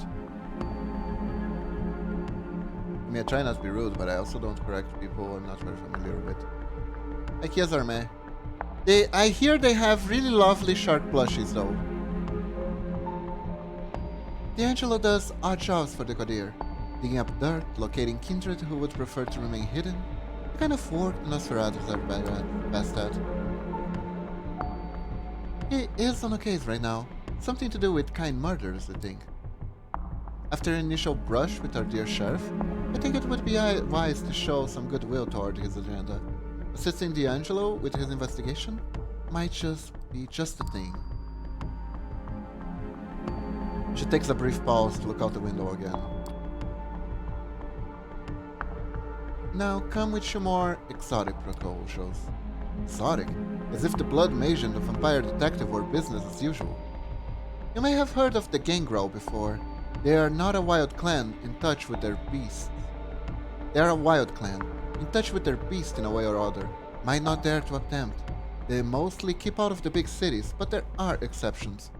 Gangrel are kinda like if you wanna play as a werewolf in Vampire the Masquerade. If I'm not mistaken. Time to recruit all the rats, right? Putting stuff together is a pain in the ass. The manuals are fucking trash, absolutely sorted, no job convey information. The company's lumber acquisition is shady as fuck. Like the lumber acquisition for IKEA furniture productions make art dealers look ethical. Jeez. Nominally, they haven't been a part of the Camarilla for over 2 decades, but the one kindred I would like you to meet has strong, shall we say, familial ties with the sect. Her name is Tamika. Her sire, Jezebel, was instrumental during the Battle of New York back in 1999, the very same battle that cemented the city as a Camarilla domain. Sadly, her achievements have gone largely unrecognized. Yes, I'm aware, Norix, I'm aware. It is the world of darkness! Tamika and a number of her siblings still reside in the domain they were awarded after the battle. Prospect Park. Jezebel herself left the city some years ago, fed up with being underappreciated.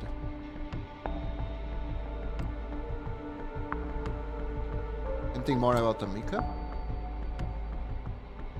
Werewolves are not fans of vampires. I know. And I think in their older books there was a painting of a lady werewolf with 4 boobas. You seem to know a lot about her sire, but is there anything else you can tell me about Tamika? Passed around. Out of all the Jezebel's children, Tamika has grown to be the most rational and cool-headed, at least for a gangrel.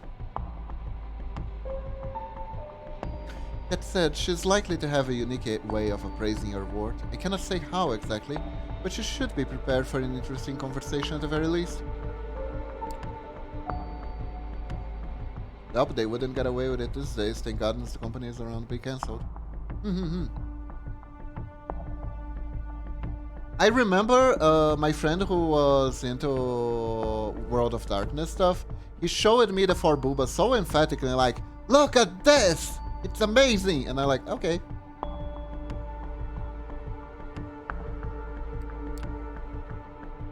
There's that mysterious smile again. So, you see, seeking out Tamika could prove quite educational if nothing else. And who knows, perhaps you'll find her temperament to be a welcome change of pace. But speaking of a change of pace, I have one last suggestion for you, though it is one I don't make lightly. The kindred who calls herself Hope. Ooh, we can have a Malkavian best buddy! We can have a Malkavian BFF! Malkavian BFF, Malkavian BFF. Let's go with the worst choice, the Malkavian BFF. She's Malkavian. They are a uniquely cursed clan. For centuries we considered them mad, insane, unhinged. But those of us who spent enough time with them come to understand the truth. It's no sickness, but a unique perception of the world that has then appeared to us as unstable, and their perception can prove to be very valuable.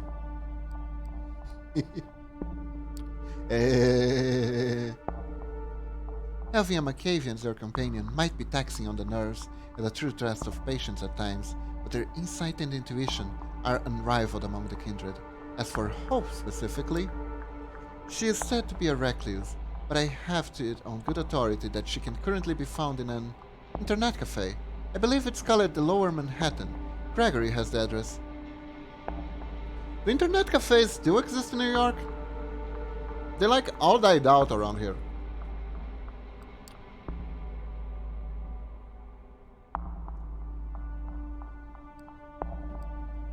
An internet cafe, quaint. I don't know what quaint means. I really wouldn't know. But since you brought it up, be aware that the Camarilla is highly critical of using the internet to communicate. The Second Inquisition made sure of that. Exercise caution when at her haven. Oh, they don't trust the internet, huh? Well, they're vampires. Vampires are a bunch of... They're like the ultimate boomers. Humble is somewhat pathetic. I see, so it's not good. Well, I believe that's all of them. I still have a few social calls to make tonight, so I'll leave it to you. Use tonight and tomorrow night to arrange a cordial visit of your own. Hey Sharky! Oh, Ultimate Ninja Training. Let's go.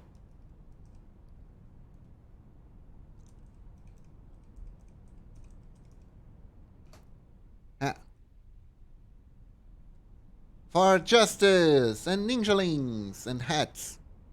Mostly for funny hats.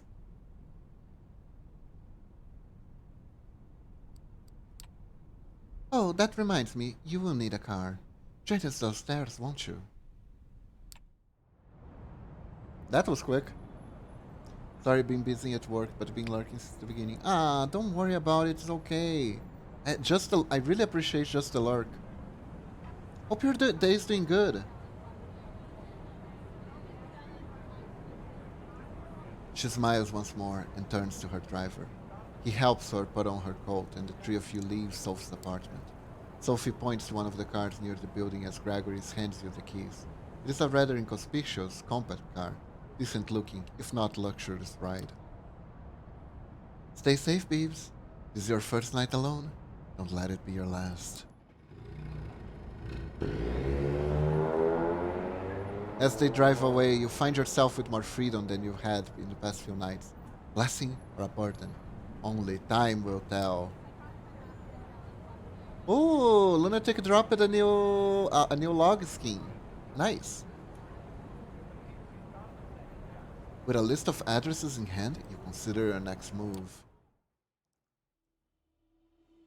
Oh, it's time to choose. Is this hope? Yeah, let's search for hope. Sophie suggests you meet Hope, a reclusive member of the Malkavian clan. She's supposedly holed up in an internet cafe in Lower Manhattan. Let's go. I'm gonna do this hard mode. I'm gonna pick the Malkavian and the Nosferatu.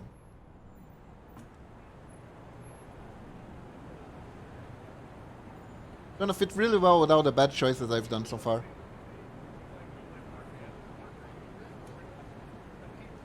It is a quiet, moody internet. Oh, I think we're over time.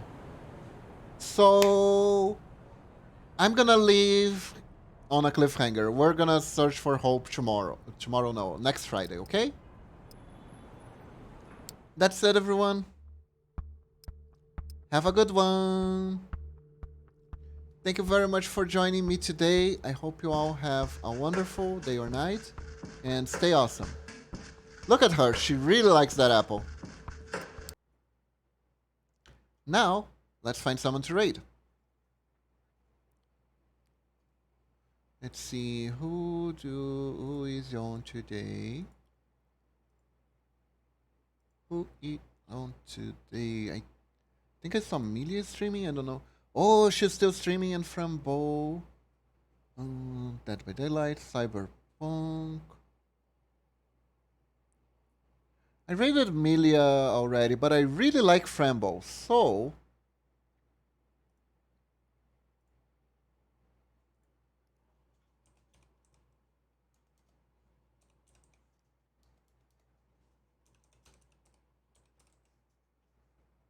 There we go.